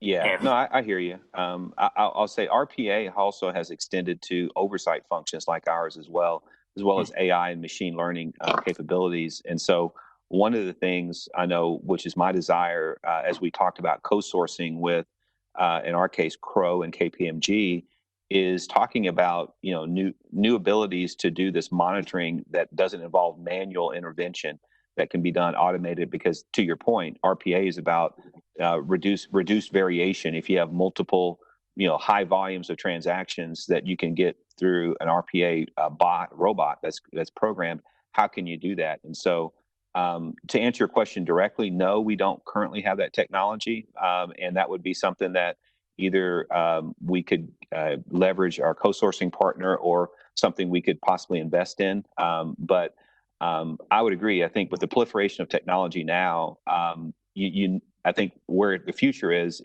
you have to have some kind of AI or RPA type of technology, and there are solutions out there right now. DT, frankly, they're really expensive, and usually the people that are employing them are really larger, multi-state health systems.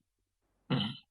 Yeah, what I'm afraid is that a lot of revenue cycle vendors play with those words and don't have the expertise, and then we throw it into consultant trying to deploy that for us, and then we take full responsibility, acceptance, and that's when we're going to get ourselves in trouble. Mm-hmm.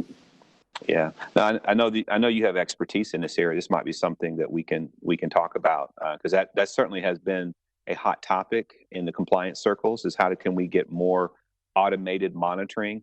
As you see, this ongoing monitoring activities that you see on these slides, much of which, at least from a second line of defense on our standpoint, is done through manual intervention through our people. So certainly, if you have any thoughts that we should consider, we're definitely open to that.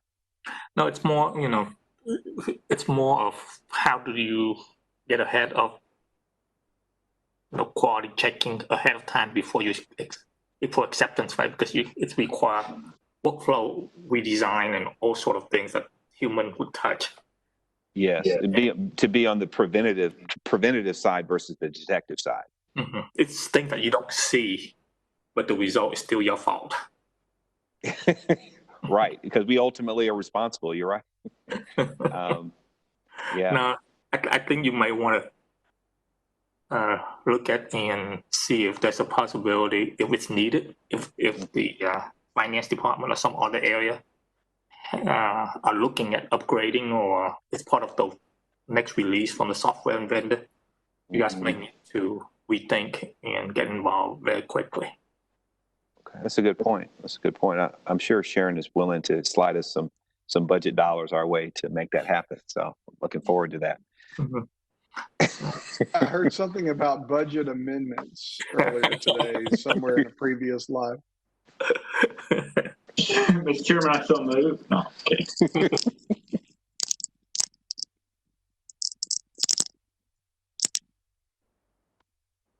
Okay, am I back on? I guess I am.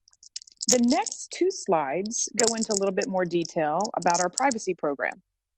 And we have 12 items on here, and I just wanted to run through this pretty quickly. All of this, actually everything that's on this list. It is? I'm sorry. I'm sorry. Maybe I should take this off. I'm so sorry, y'all. So everything, all 12 items on the next two slides are really a requirement for us to carry out a privacy program in accordance with OCR regulations. Everything you see here. So we have to do site assessments, privacy policies, investigations, education, even electronic health information, making sure that we can protect against intruders of that. Privacy monitoring and break the glass. You all have heard a little bit about that in the past. Break the glass, of course, is set automatically in Epic on our employee staff. And privacy monitoring via Maze Analytics is wonderful. It uses algorithms to help us understand who might be looking at medical records that should not be. And that's really for a nominal fee a year. I think it's around about $40,000 or $44,000 a year it costs us to use those algorithms. They're really exceptional. Data loss prevention monitoring. Again, we monitor for data leaving the JPS secure network. User access reviews. Again, non-retaliation is a specific requirement to make sure that we don't retaliate against people who participate in investigations or report potential compliance violations. We want to make sure that they are protected. And then consistent discipline is actually listed as well. That when we have sanctions, that we are consistent in our discipline regardless of position. And so, again, these 12 items just summarize the requirements of the privacy program. And if I don't have any questions on that, I'll move to the 340B program. And there are 3 slides, the next 3 slides, and I will be done after that. This details, again, what we do from a 340B perspective and the frequency in which we do it. We have a dedicated resource in compliance, and this is her work plan for the year. Again, by approving the original document, it's item number 3 on the original document, you've approved this plan, because these are all, again, program requirements. Our open door pharmacy, our mixed use areas. Our mixed use areas, just so you know, and so you're not confused, in particular in our ED, when patients come in, as long as they stay in an outpatient setting, the drugs that we provide to them are 340B eligible.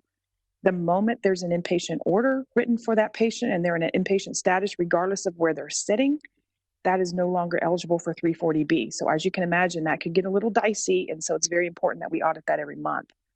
We also have 59 Walgreens contract pharmacies, and we want to make sure that they are filling scripts according to 340B regs. We have 102 Well Partner pharmacies, contract pharmacies. We're also on item number 5.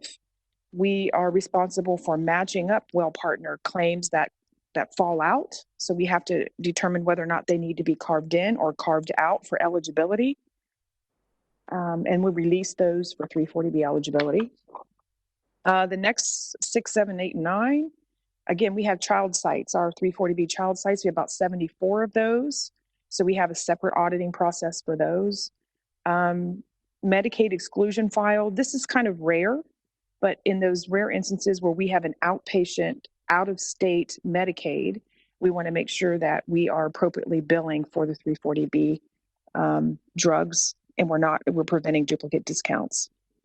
Number 8 is a new process. We have not determined yet the methodology in which we're going to employ to roll this out, but we will this year. And this, of course, means that if we borrow drugs from let's say one of our child sites, and it ends up going to an inpatient, that's considered diversion. So we have to make sure we have good controls in place for that. And then, of course, we have to have policies and procedures that are up to date. And then the last slide, handling, this last one, number 10, this is not necessarily a 340B compliance measure, but it's following through with the monitor that pharmacy gives us when they do controlled substance counts. And this was a handoff from internal audit. You might remember when we did drug diversion audits, we internal audit handed off to compliance to continuously monitor for the reasons for these controlled substance variances and whether or not they're reasonable, and to trend the data.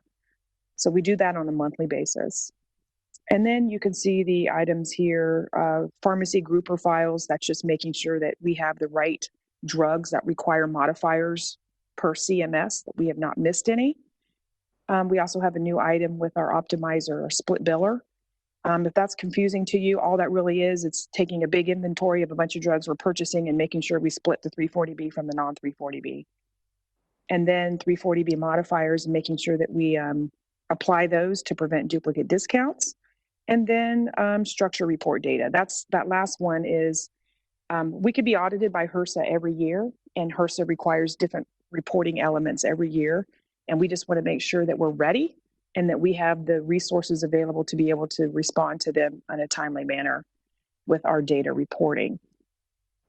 Yeah, I feel like I went really fast, but are there any questions? Yeah, no, I wanted to say, just to recognize the team members that are involved in doing all of this auditing and this monitoring activities. I know we have a dedicated team member that looks at 340B compliance, and this is all that she does. And so the 3 pages that Michelle just reviewed with you is essentially what her work plan is specifically over this next year. And she works with pharmacy very closely and a number of our partners. So a lot of hard work being done behind the scenes. We just wanted to make the board aware of it. Could you remind me? Michelle, go ahead, DT. I'm sorry. I forgot for patients that are on some kind of grant program for research and all that stuff. Are they excluded from 340B program?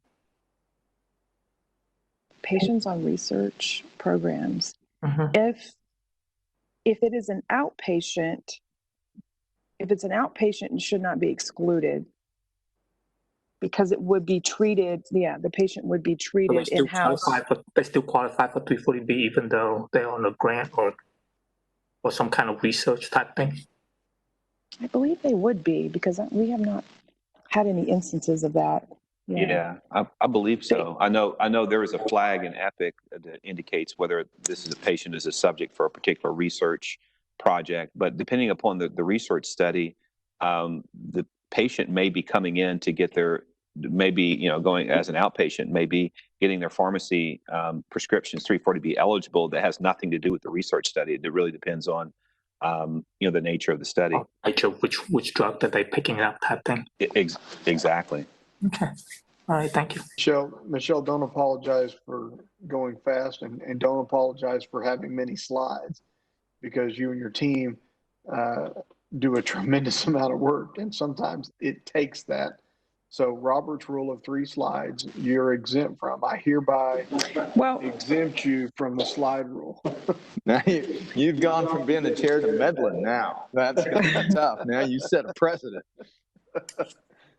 Roger's an activist now. Year, and I thought you would get an idea, better appreciation as a board to understand what, the coverage that we have for sure. And it really is a lot. And then, hell, it takes 2 days to go through the book of acronyms to figure out what you're talking about. So it's really good, and we appreciate it. Does anybody have any more questions? Okay, let's move on. Are we now to the item C?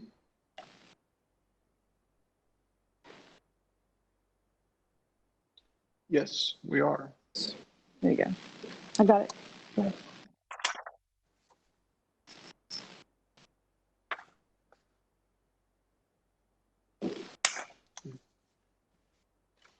Getting set up. We're moving clickers and things all here in the OPC. Musical chairs going on. Yeah, we have a little bit of musical chairs and musical clicker actually. So Tim's ready to go. There we go. Can everyone hear me? We can. We hear you loud and clear. All right, great. Good afternoon, everyone. So the first three slides here that we're going to be looking at are our proposed FY21 plan for the next fiscal year. The first slide here that you're seeing is similar to what Michelle shared with compliance. We wanted to share and give you a flavor for the different sources and information that we look to as we're preparing our plan for the upcoming fiscal year. So you'll see starting at the top there, the risk surveys and interviews that we perform with leaders throughout the organization. These were really key for our risk assessment process this year. Also looking at industry risks and trends, especially with the pandemic coming up this year and other just unprecedented events, those also really played heavily into our assessment of risk, and then which led to our proposed plan audits for next year. And we also like to leverage other organizations that have public information. So for example, Parkland and the UT system, they make all of their audit reports and their board meetings public. And we like to also look at what they're doing as well to see if there's anything that may not be on our radar that, we should be looking into as well. And then some financial and internal JPS metrics we also like to look at include trend analysis of our financials for the last few years, leader turnover by department, any significant changes in vendor payments between the last 2 fiscal years, looking through contract and purchase services expenses by department, and then also the last time an area had an audit as well. We may have looked at something last year that's still a high risk, but because it was recently audited, may not warrant another audit so quickly. But if it's been a long time since a high-risk area has been audited, that also factors into, maybe now is a good time to reevaluate and so take a look at that area again. You'll see the note on the bottom there, and Michelle's slide on the compliance plan had a similar note. But one thing that we always try and be mindful of is being nimble with our plan. So we have our proposed plan here for fiscal year 21, but as we know, things can change very quickly.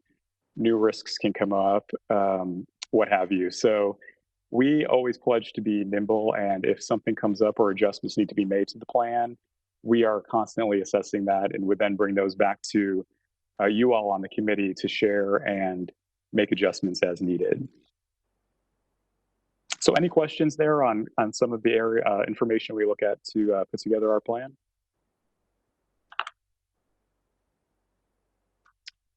Okay. So the next 2 slides, the slide you're seeing here are our actual audits that we are proposing for fiscal year 21. The slide after this that we'll get into is some of the follow-up work that we have planned based on action plans from prior audits coming due shortly or over the course of the next year.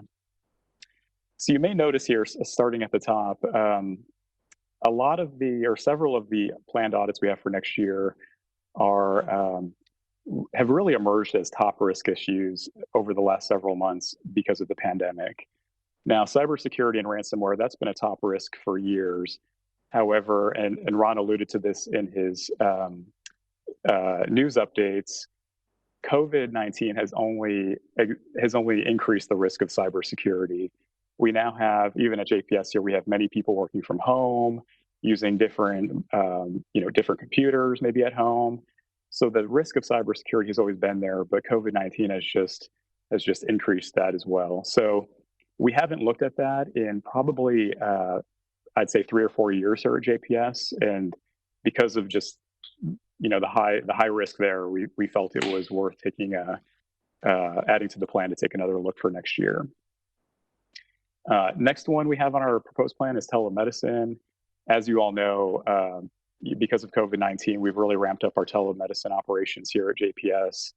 And because of that quick ramp up, we'd like to take a look at several things, including the billing processes, and also, are we in compliance with the regulatory requirements that are out there, and just give some assurance around our new telemedicine process that's, most likely here to stay. Supply chain operations, again, another hot topic because of the pandemic that's been going on over the last several months. And not just in healthcare, but all industries have seen the supply chain become stressed.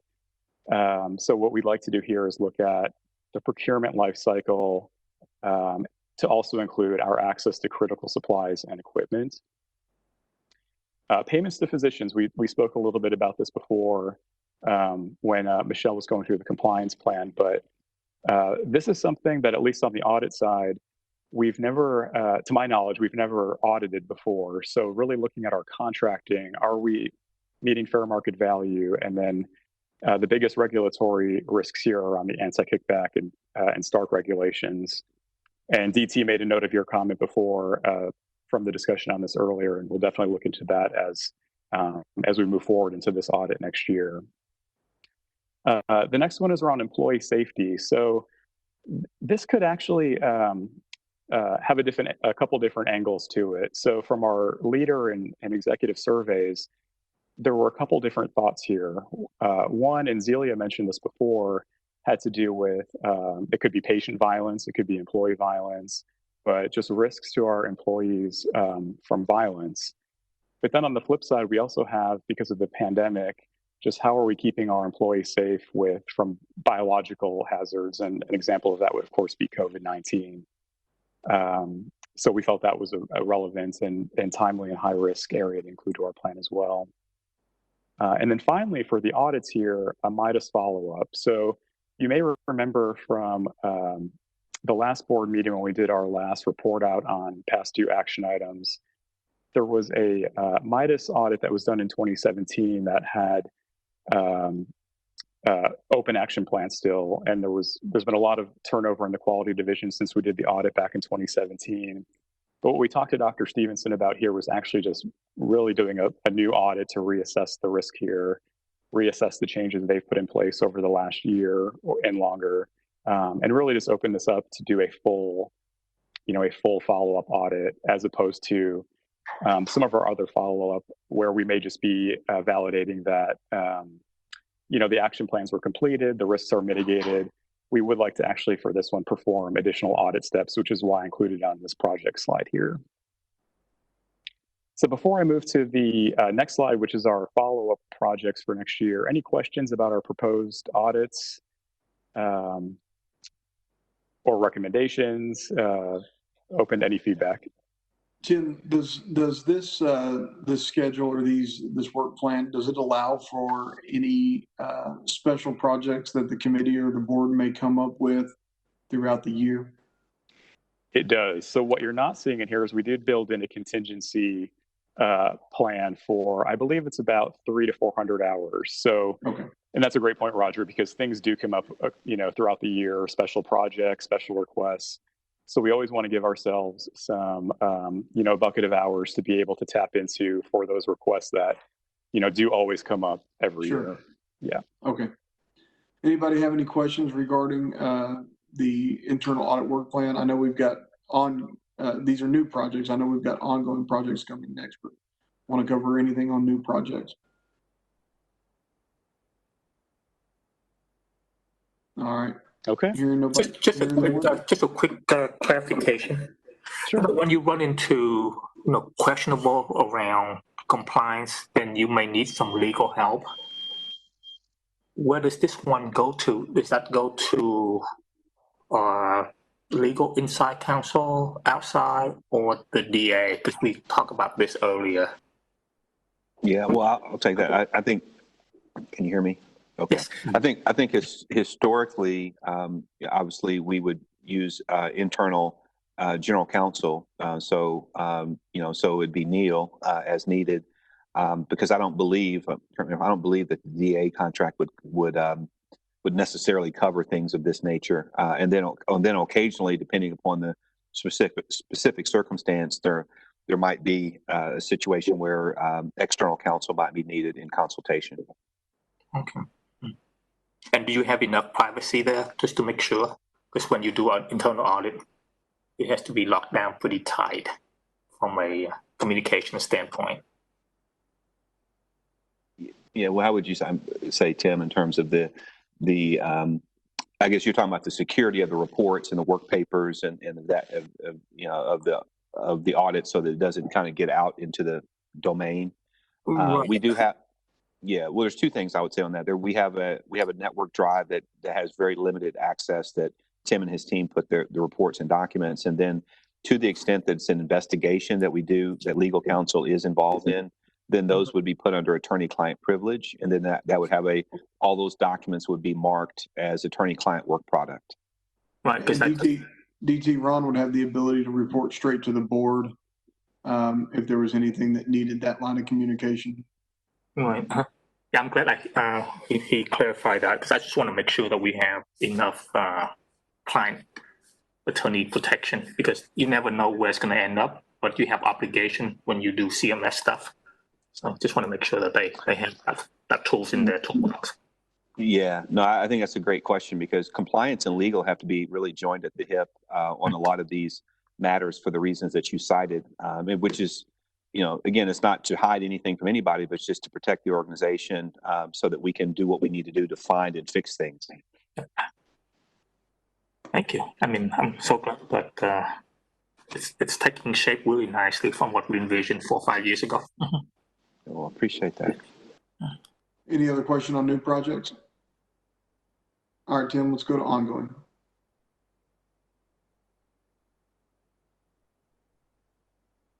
Okay, and the next slide here. So this is the projects that we plan to perform follow-up work on in the next fiscal year. So you'll see some that go back to 2018. So for example, decentralized call center operations, they actually had some very long-term action plans that were very complex. So they have, their action plans are coming due later this year. And then we also have some action plans that are coming due around patient transportation services, contract financial tracking that we briefed the committee on at the last June meeting. Transitions of care we'll be talking about today a little bit later. And then biomedical devices, we're actually in the wrap-up phase right now, just getting ready to issue that report. So all of those will have action plans that will be coming due in FY21.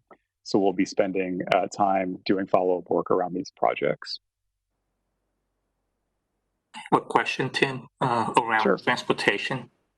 I know we providing the rollout was with JPS connection, right? Do we have plan to go beyond that? As far as, are you referring to the Uber Health DT? Yes, or Uber Health. Yeah. Hey, Tim, this is Zelia. I'm still on if you want me to answer.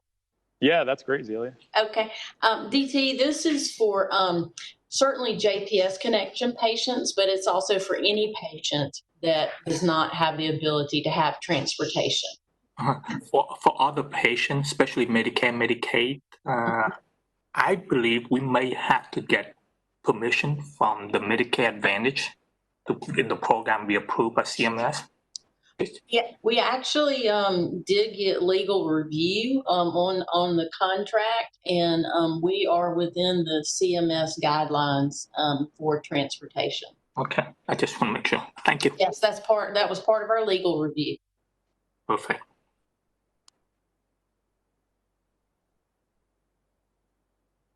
Okay, thanks, Celia. Okay, any other questions on the audit plan or the follow-up work? Again, just like compliance, this will need a formal approval by the board. Sure. If no one has, I have a question. What are we doing with transition of care? I just want to make sure I understand what you put up here. Sure. You'll hear more about transition of care in closed session today. Okay, got it. Thanks. Any other questions? If not, I'll seek a motion to approve the fiscal year 21 internal audit work plan. This is Dorothy. Move approval. Thank you, Ms. Dorothy. Second. I think that was Zim. It was Winston, sir. You're going to get in trouble. All right. I have a motion and a second. I'll ask for any abstentions. Hearing none, I'll ask for any no votes. I'll deem the motion carried. All right. Tim, are you up to talk about the internal, we're to item D, policies for approval? I know there's several. Many of these Yeah. are just some language and some cleanup stuff. There's one new one, I believe, and it's the internal audit charter. Tim, are you talking about that one? Yeah, I am. Yep. Okay, go ahead. And we'll have to take these individually, folks, so bear with us. Okay, so the first, and let's see, do we, is there a slide here for this or not for this one? Oh, okay. Oh, there we go. Okay. All right. So you may recall that periodically we bring our internal audit charter to the board for periodic review and approval. As you know, the charter is something that's required by our internal audit standards. And for this year, we're also adding it to Policy Tech as a policy 9000. And just some highlights, just to refresh your memory on our charter. What it does is it really defines our overall purpose for internal audit and our overall responsibilities as well. And it solidifies our reporting relationship to the board and our overall independence. You will see a couple changes in the red line version in your ebook. These were mostly cleanup items. For example, the committee name needed to be updated to reflect the actual name of this committee, and also the fact that administratively we report up to the chief compliance officer and then functionally to the board. I believe those were the only changes for the charter here today. Any questions on the charter?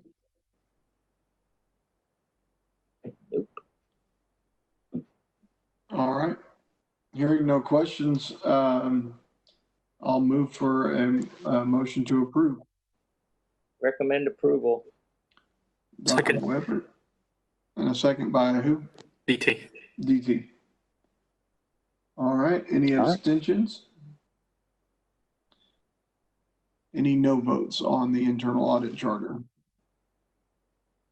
Hearing none, the motion carries. The next is PRV 300, business associate. So I'll yeah, this is a new policy. Internal audit was a revision, and this is a new policy. Yes, yeah, that's right. So PRV 300 is the policy around business associate agreements. What this does is it provides clarity as relates to when a business associate agreement is needed. Prior to this, there was some, we in compliance had gotten a lot of questions as to, do I need one for this in this case or that case? And so this provides clarity as to that question. And as you'll see in your packet, you'll see the write-up and it was reviewed by General Counsel. Does anybody have any questions? Our slide deck is off, it looks like. Yeah, can we? It's kind of stuck. Sorry about that. For PRV 300. Move approval. All right, I'm going to take Dr. Weber as the motion and DT as the seconder. Any abstentions? Any no votes? Then I'll deem the motion has passed. All right, thank you. This next item is COM 9000. It's the compliance charter, similar to what Tim had for the internal audit charter. Compliance charter also, it was up for review and approval for the 3-year period. No substantive changes. You can see the review in your packet. All right. Anybody have a question about COM 9000 compliance charter? I'll ask for a motion to approve. Just a quick question. Go ahead, DT. Executive compliance, is that the same as the last one, said leadership, or is it totally different? You mean Executive Compliance Committee? Uh-huh. Yeah, that's the internal committee to JPS, where it's that I chair, that has various executives that that meets bi-monthly. Okay, got it. Thank you. Amanda, do you still move to approve? Zim second. Zim and his echo seconds. Are any further discussion? Are there any abstentions? I have an English spelling question from a foreigner here. It said JPS apostrophe and then another S. Is that proper, or is that just JPS with apostrophe? I don't know what page are you talking about? Page number 2, 8 of 84. I believe because JPS is an acronym, an apostrophe S is appropriate. It is? Okay, just want to make sure. You're getting picky, folks. Now, in here. The S is showing that it's JPS shows ownership or some such, but anyway. I have Amanda and Zim for a motion to approve in a second. Any abstentions? Any no votes? Motion carries. Okay, thank you. COM 8000. Yes, the next one is COM 8000 compliance standards. This, as it says in the summary page here, goes through the 7 elements of an effective compliance program and the duty to have an external evaluation of compliance once every 5 years. I mentioned that earlier that we're going to have that done. And so in preparation for our external review, we updated our standards to reflect that and also to be in alignment with COM 9000. All right. Any discussion? I'll ask for a motion to approve. Steve, I move approval. This is Dorothy, second. All right. Any further discussion? Any abstentions? Any no votes? The motion passes. Okay. COM 8100. COM 8100, reporting compliance concerns. This is essentially the process for our hotline, and that we have an open culture of compliance and encourage reporting of any wrongdoing. There are no substantive changes. It was just up for reapproval because it had expired. All right.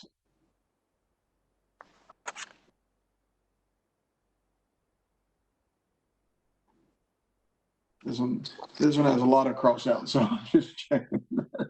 Is there any further discussion? I'll move for or call for a motion to approve. Recommend approval, Roger. Dr. Weber. Second. And our echo says a second. Are there any further discussion? Any abstentions? Any no votes? All right, the motion passes. All right. COM 8200. COM 8200, internal compliance investigations. This is a new policy. This is a new policy that basically outlines that we will respond and to all parties that have, as appropriate in how we conduct internal investigations. And from a compliance perspective, obviously it was reviewed by General Counsel to be in conformity as well. But I think it's very important to have an official internal investigations policy. We do have investigations from time to time, and so this actually helps us to lay out the process. Kind of hard to believe there wasn't one before. Yeah. We kind of took it as it came, and did a good job, but we should formalize it. And I'm sure that once we get evaluated, when we get evaluated, this would have been an area that they're going to look at. So we're trying to get prepared for that evaluation as well. Any further discussion? I'll ask for a motion to approve. Dr. Weber, is there a second? DT. I'll get DT on that. Any further discussion? Any abstentions? Any no votes? The motion passes. COM 8300. COM 8300, compliance education and training. Again, no substantive changes on this one.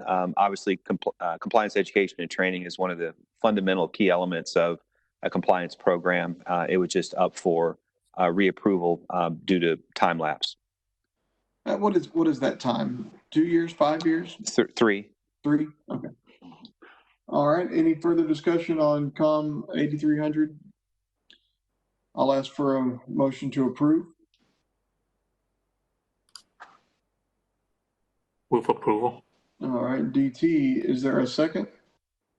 Second. Was that you, Ms. Dorothy?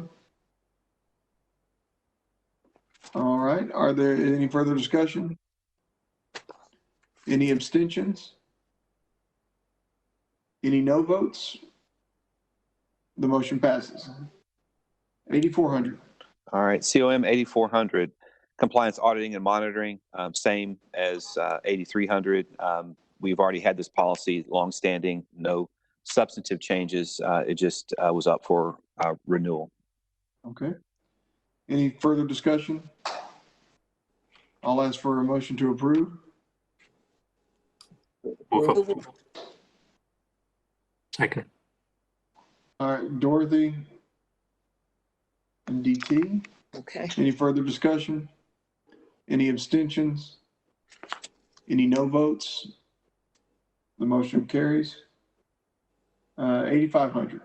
All right, last one, COM 8500, prohibition against doing business with excluded parties, delineating JPS policy of verifying the excluded party lists before hiring employees or vendors, as well as ongoing checks monthly. This is something that we do every month as a part of a monitoring process, and we're required to do it every month as well.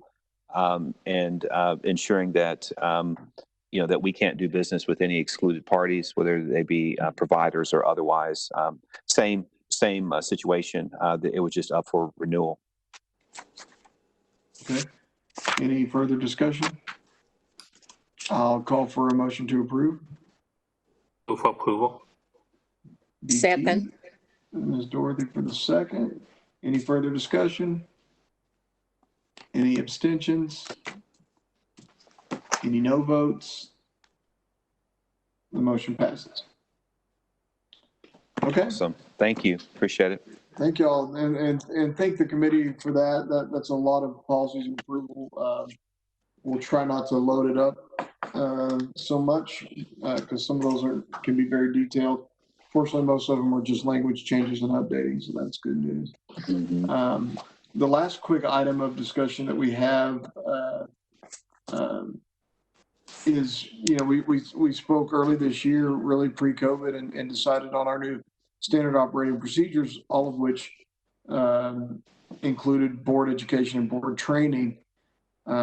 Obviously, traveling somewhere and getting our one trip a year and that kind of thing for education is not going to happen for the foreseeable future.